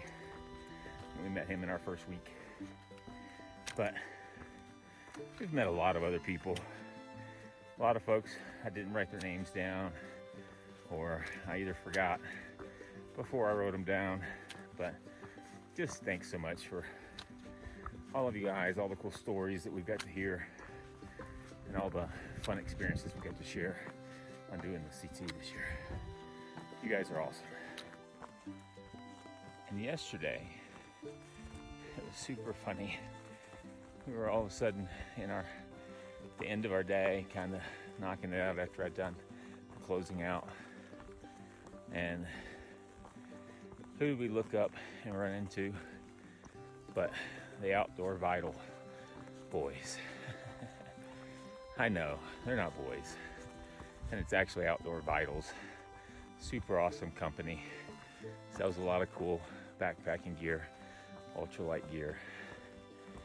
But I've watched a lot of their videos, and I really like calling them the Outdoor Vital Boys, because it sounds kind of like a rock band, like the Foggy Bottom Boys. But super cool guys. Got to chat with them for just a little bit. Got to say hi. Didn't want to slow them down too much. They were doing one of their 100-day challenges on the CT. So of course they were putting in a lot of miles for the day. But it was really cool. Kind of run into those guys, just like I've noticed in a lot of their videos. Very down-to-earth guys. Just out doing what the rest of us love. That's being out here backpacking with some good friends. So it's very cool.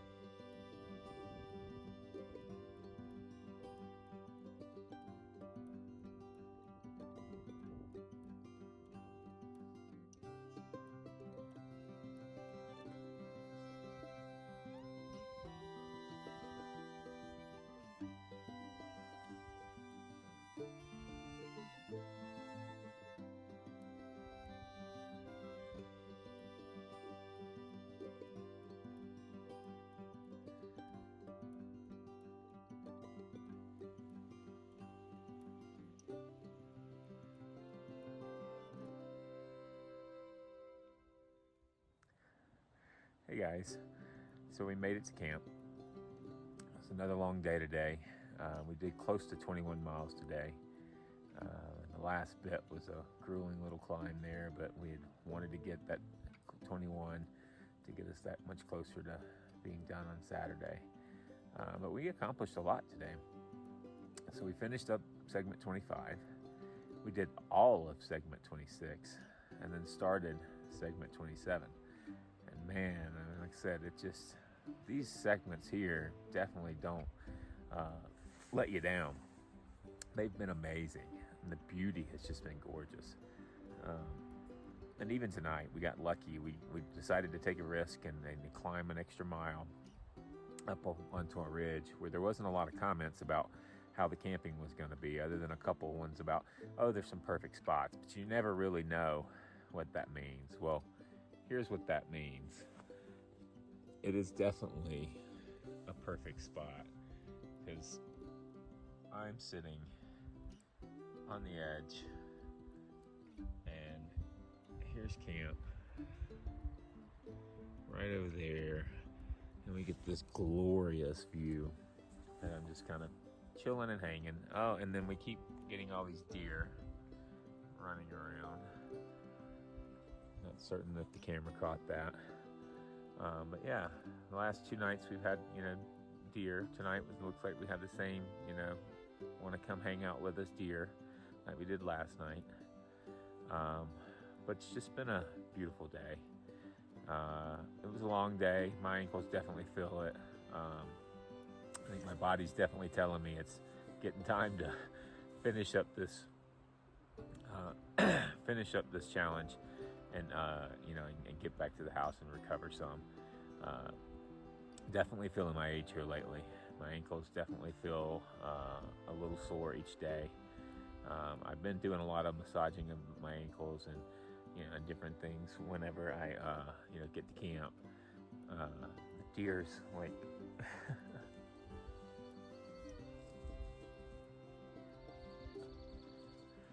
coming up right behind me while they're trying to photobomb the video.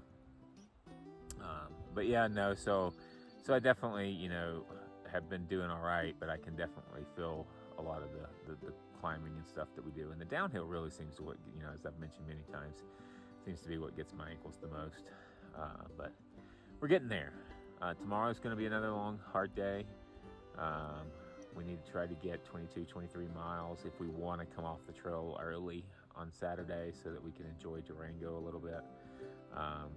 And if we can get 22, 23 miles tomorrow, and then we can come off the trail at about 16 or so on Saturday, which would hopefully get us off a little early.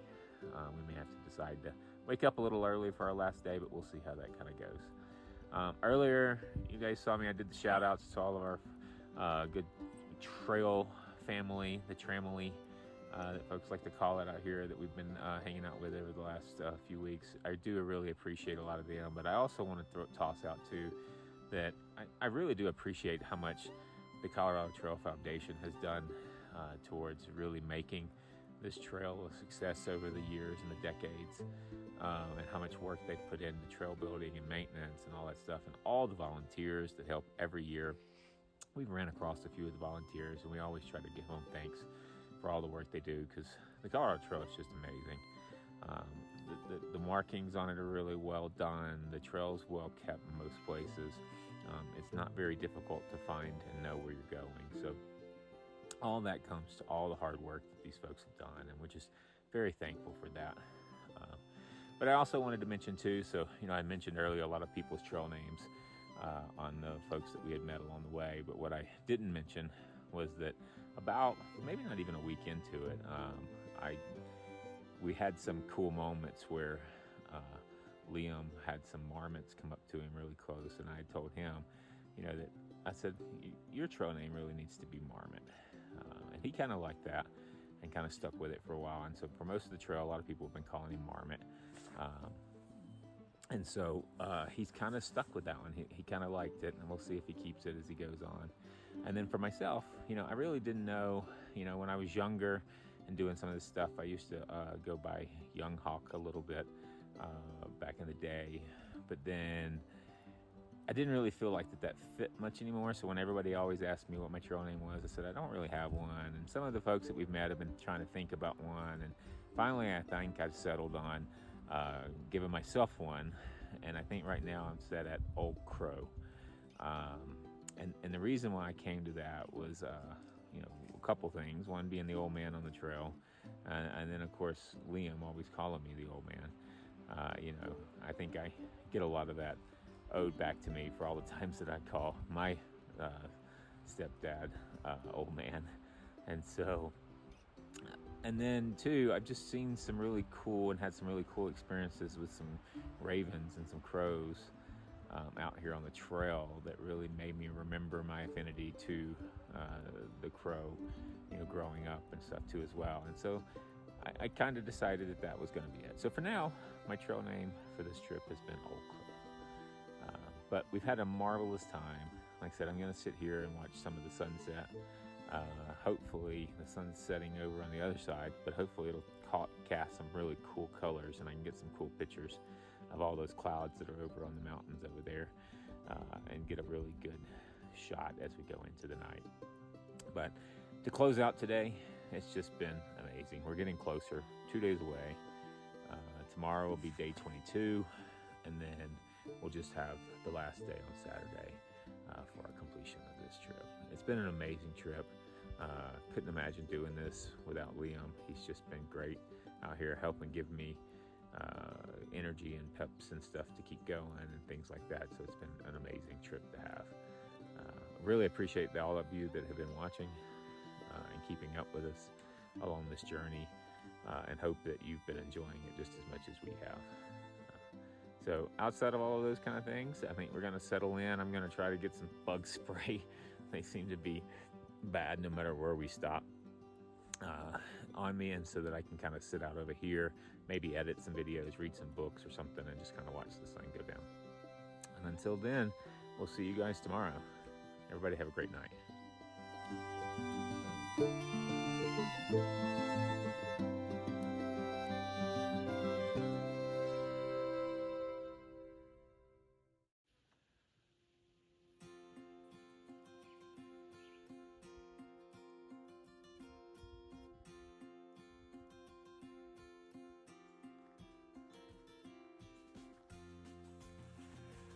Good morning, guys. Ricky here with the Backpacking Scouter. We are on day 22 and we're up and at 'em, moving on the trail. Doing really good this morning. Didn't sleep as great last night. Had a hard time falling asleep, but I think once I fell asleep, I slept kind of hard. So that was good. Last night we were setting up camp. Just got through dinner. Had a nice surprise. Had one of our trail friends pop by as he was trying to catch up with some other folks. Sage, he popped in towards kind of pretty late in the day and decided he'd just call it the day there and set up camp there with us. So got an opportunity to chat with him, whereas we've seen him a couple times on the trail, but really haven't got to talk to him much and get to meet him. So it was fun to get to hear some stories about his time and how things have gone and his aspirations and stuff before and after the trail. So it was a cool conversation last night. We ended up camping in a beautiful spot, as those of you that have been following us saw. It was right on the ridge line, gorgeous views of the valley. It's just amazing. Today is one of hopefully our last days of major miles. I think hitting big milestones. We woke up this morning about 40 miles from the end of the trail. So our goal is to get there tomorrow. So that means we got to figure out how to make up those 40 miles. So we could easily do, our average has been 19 to 20 miles a day here lately. And so we could easily do it that way, but then that puts us, typically we don't get to camp till close to 6, sometimes later. So our goal today is to try to put it in as many miles as we can, with the goal of close to 23 or 24, so that we then have like a short 16-mile goal tomorrow, which would hopefully get us out around 2 o'clock or so.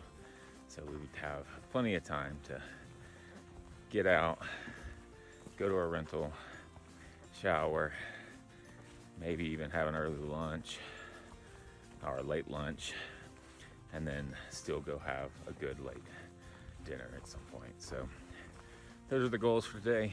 We're on segment 27 this morning. We should get to, if all goes well, we should start and get into some parts of 28, which will just leave us with 28 tomorrow. But we'll see how the day goes. Looking at the graph, we don't have any major climbs. There's still, I think there's always going to be climbing on the Colorado Trail. I think we still got 3,000 plus, maybe even 3,500 of elevation for the full day if we do the 24 miles. But at least the first 10 to 15 miles looks to be pretty mild. So we're hoping to use our earliness of our legs strength and first thing in the morning to put some miles on before lunch. So we'll see how it goes. But outside of that, it's been a great trip so far. We've absolutely loved the trail. Like I said, every segment seems to be almost like a different personality. There's different beauty to witness.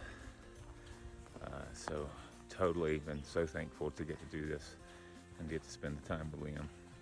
It's been amazing. But stay with us and we'll see you guys on the trail and see what segment 28 has to offer us today.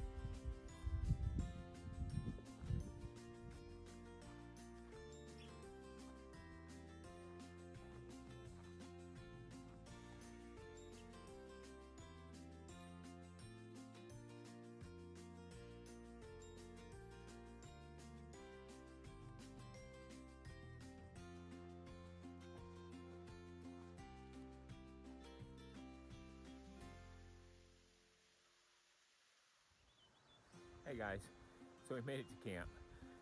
Just been a long day and having a lot of fun, and almost forgot to do our ending session of chatting with you guys and letting you know how the day's gone. So we ended up, we set our goal for 24 miles, in order to help us get in a good position to get out at a decent time tomorrow so we could go and enjoy Durango tomorrow afternoon. Well, surprisingly to us, we ended up running into a bunch of our hiker friends that you had heard me say shout outs to a couple days ago, to a bunch of them. And we weren't expecting them to kind of be in this area before we got off trail, because they weren't supposed to get off trail till like Sunday or Monday for some of them. But they had been making such good time that all of a sudden they popped up and we ran into them today. And so come to find out, they all decided they're going to get off trail tomorrow, same time as us. So we've just been having a great day today, hanging out with them. You know, we've kind of been leapfrogging along with them, hiking along the way. We stopped, had lunch together at one place. We had stopped at a lake, did some swimming and some, soaking of some ankles and stuff about 3/4 of the way through the day, and then kind of motored on along the way to kind of get on the trail, and then found out, around the 24-mile mark where we were planning on trying to camp, it was nothing but switchbacks and stuff going down the mountain, and so we really had to push ourselves. And so for us, that was a lot for Liam and I, but we made it to 26 miles where we got down to this really cool little place here near the creek. It had a little bridge, and it leaves us with only 14 miles to get out tomorrow. So that'll be really cool. The views today going through segment 27 and 28 have just been amazing as usual. They've just been glorious on kind of watching everything and looking at everything. I've had to watch myself not to trip, because you're staring out at all the views and trying to watch the trail, and they're pretty rocky trails and downhill and a lot of stuff today. So ended up being a pretty long day, but it's just been an amazing end to our journey. To be able to have our last night, we're hanging out with everybody, telling stories about the trail, and just having our last night with our good trail family that we've met along the way. Shout outs to all of them. Sage, Moon Dance, Bad Habit, Downhill, myself and Liam. It's just been a fun day to have. So really been enjoying of that. Tomorrow, easy day. We're gonna be, like I said, 14 miles. So we'll probably try to get up semi-early and try to get to the trailhead around noon, 1 o'clock, something to that nature. I've got a good surprise happening for it. I've asked my wife to bring some pizzas and some Powerade for all of us at the end. So it'll be our last little trail magic for everybody as we get out, because I tell you what, we've been craving some food. So I think we're all going to chow down on some big, thick crusted supreme pizzas when we get to the end of the trail. So should be an amazing day. We also today are about a mile, well, maybe about 2 or 3 miles before we got to camp, saw a black bear for the first time. Was really kind of hoping not to see one, but thankfully it was one of those scenarios where, we saw it saw us, and then it ran up the mountain and got out of our way. So hopefully we don't encounter any on our last night here being near the stream, as I'm, know that those guys can travel a good distances and have a pretty big territory that they work for that. So the trip has just been amazing. I've mentioned it many times. If you ever have any aspirations to do the Colorado Trail, you absolutely should. I'm gonna have quite a few more videos that I'm gonna put out to talk about gear at the end of it and some of the other things, just to tell you what worked for me and what it didn't work for me, and what I thought about some of the gear after it's all said and done. But those are to come here in the next few days as well, or the next couple weeks. Outside of all of that, it's been a marvelous day. As you can see, it's starting to get dark. So I'm gonna end the day and just tell you guys, this has been the best thing I've chosen to do. I mean, the memories that Liam and I have made from this, the challenges that we've endured together, has been great. I couldn't have thought of anything better.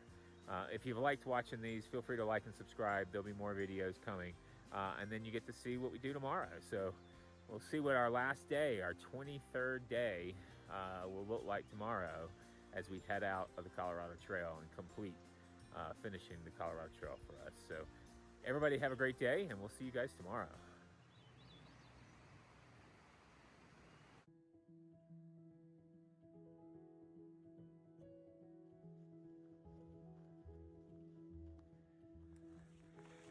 Good morning, guys.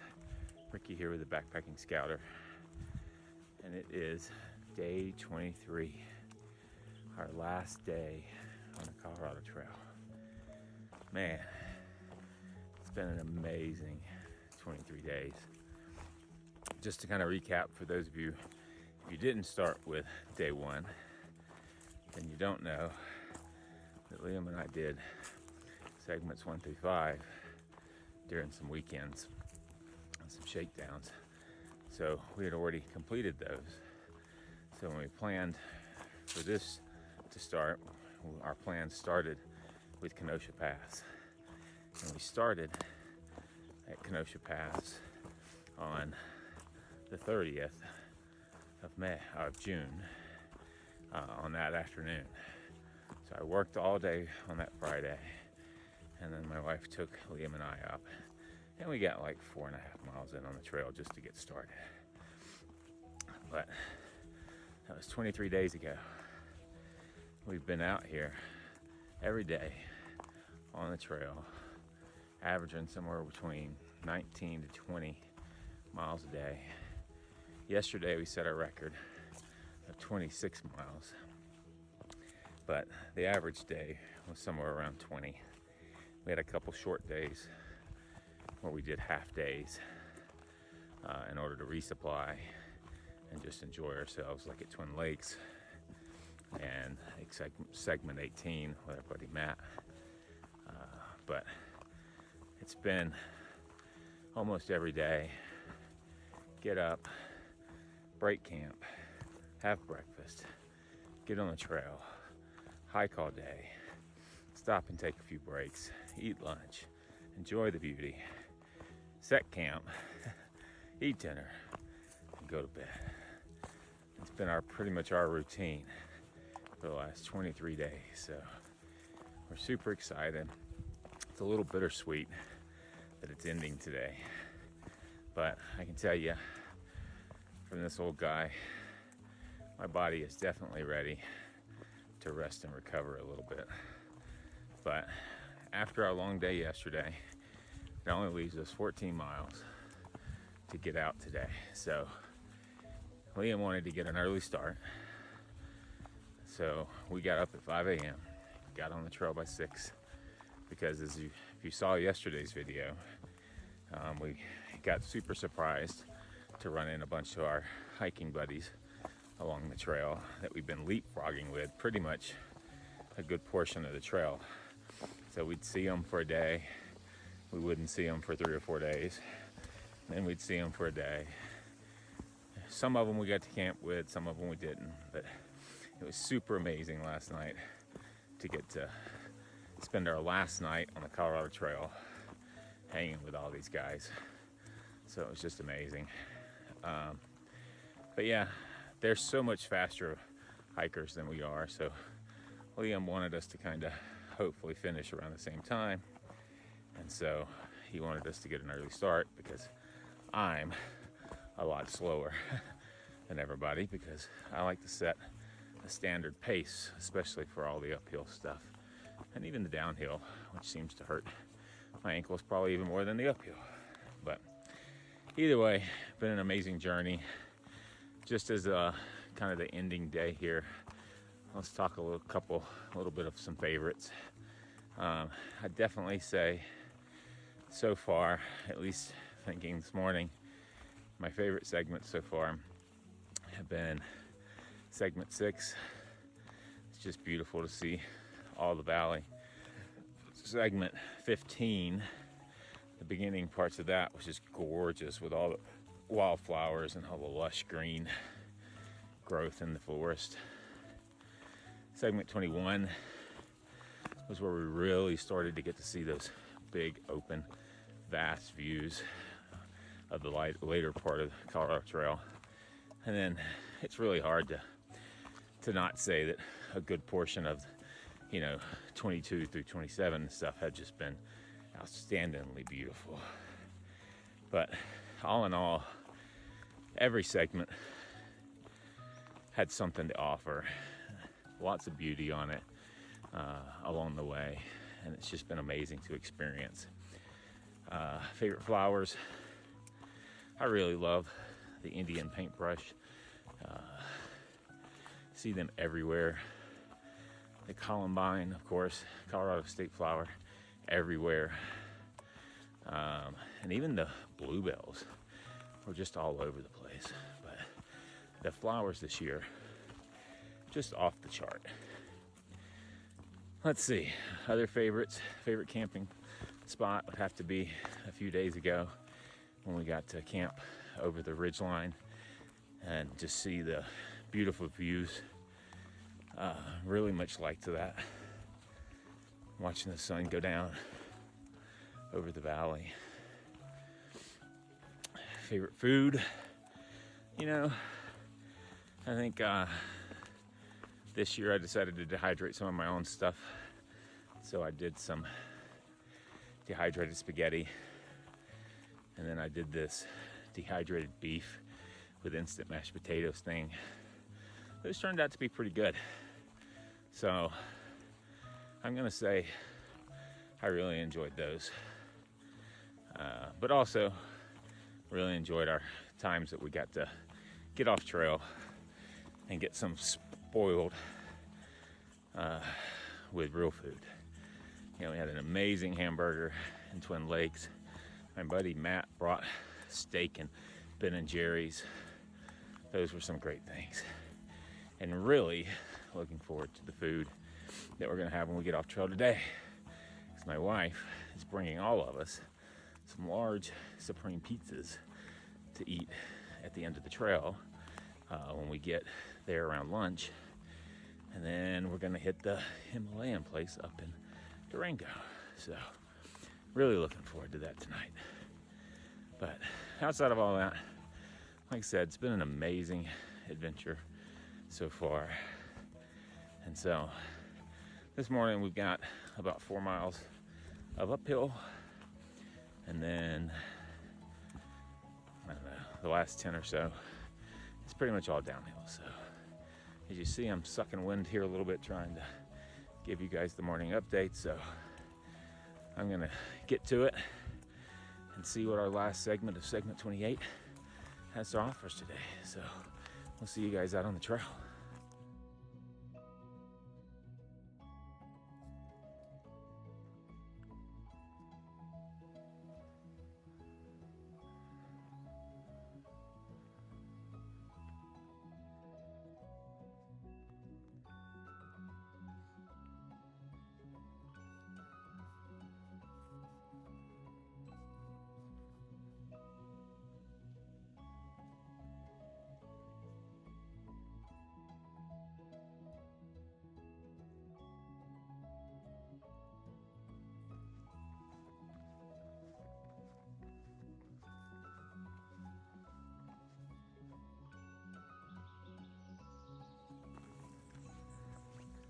So as we're hiking out today, I keep reminiscing over the past few weeks and thought I should share also my feelings about how it's been doing this amazing and challenging adventure with my stepson Liam.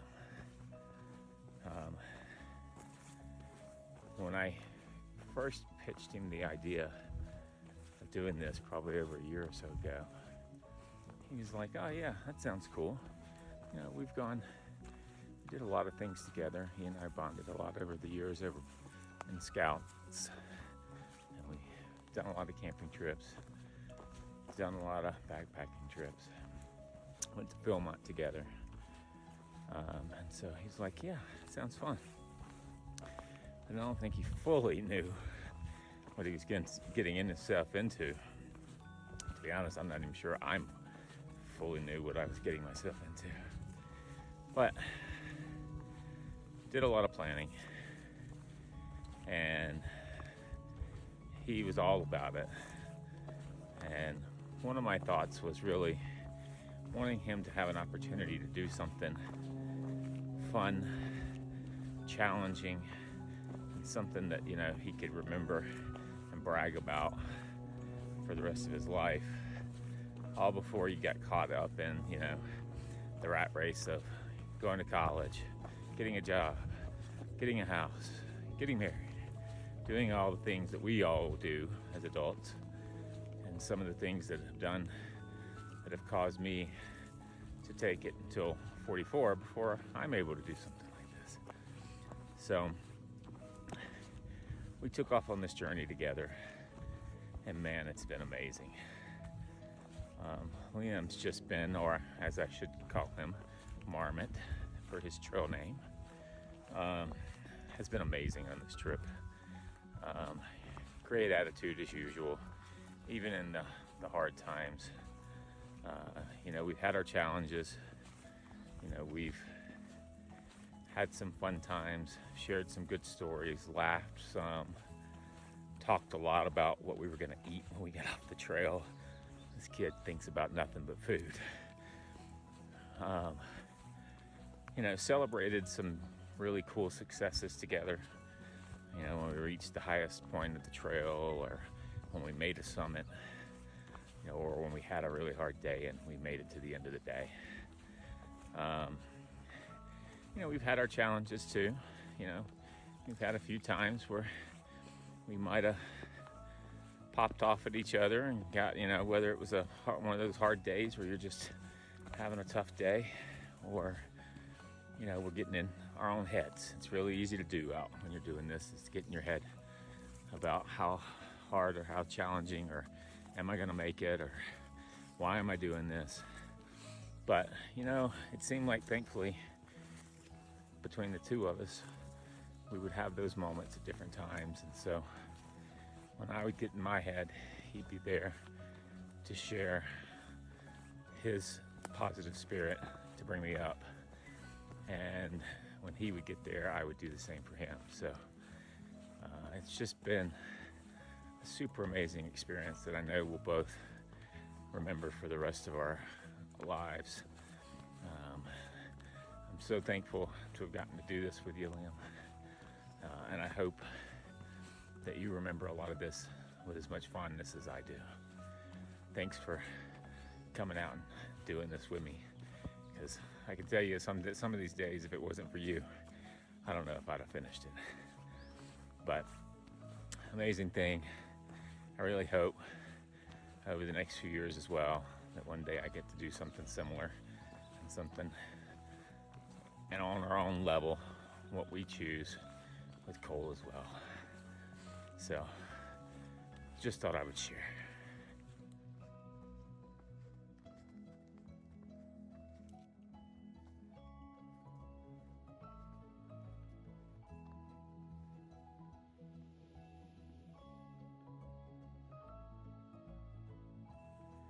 So we're just trucking along on the trail. Liam's a little bit ahead of me. All of a sudden I turn a corner there, see him stopped in his tracks, and asked him, what is it? He's told me there's a black bear. So I look up the trail, and sure enough, there's a black bear there, and man, it's just ravaging at something. I don't know what it was, if it was just playing with this tree as we went down the trail later, or a bush, or it was trying to get at something. I don't know, but that sucker was going at it. And it took me a while. I took my hiking sticks and my walk and started kind of banging them a little bit together and just yelling, "Hey bear," trying to just let it know that we're there. Because a lot of these smaller ones, at least, seem to, this year there's been so much rain and everything, that there's so much food available that they typically don't want to have anything to do with us. And so if they know you're around, they typically run off. We saw one yesterday as well at a stream before we got to camp. Same thing, as soon as it knew we were there, as soon as it heard my voice, it took off and ran up the mountain. But this one, it was just like it was so into whatever it was doing that I couldn't get its attention. So I just kept kind of inching my way a little closer and yelling, "Hey bear," and tapping my sticks and beating on some bushes. Finally, it caught its attention and it looked up from me, and then decided to start meandering down the trail a little bit, and eventually it ran off the trail, and so we managed to get started again this morning. But man, that one was an interesting one this morning. hopefully that'll be the last black bear we see on this trip. I really didn't want to get too close of exposure to those guys.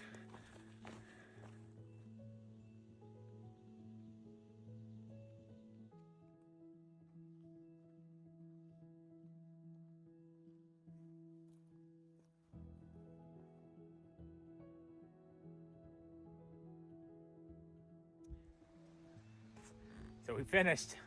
We're there. Made it to Durango. It's been a super awesome day. Made it 14.53 miles. And so it's been great. It's been an awesome day, quick day. We finished up. We're done. Made it to the end. 486 miles, Colorado Trail complete. So, been talking a lot today. We're gonna just chill now, sit here and wait for my wife, who's supposed to show up here shortly with a surprise for everybody. Hopefully the other guys will catch up to us. We got some pizza for everybody coming. It'll be awesome. Thanks for everybody who's followed us and watched us along the way. Feel free to like and subscribe if you want to see more stuff. I'll be doing more things here soon, here in the next week or so. Once I get home, I'll probably settle down and try to do some more videos about gear, after actions, and different things, and just some of the lessons learned of after we've done the Colorado Trail. It's been an amazing trip. Loved every bit of it. If you're thinking about doing it, do it. But thanks everybody for joining us. We're super happy, super excited to be here. Everybody have a wonderful day.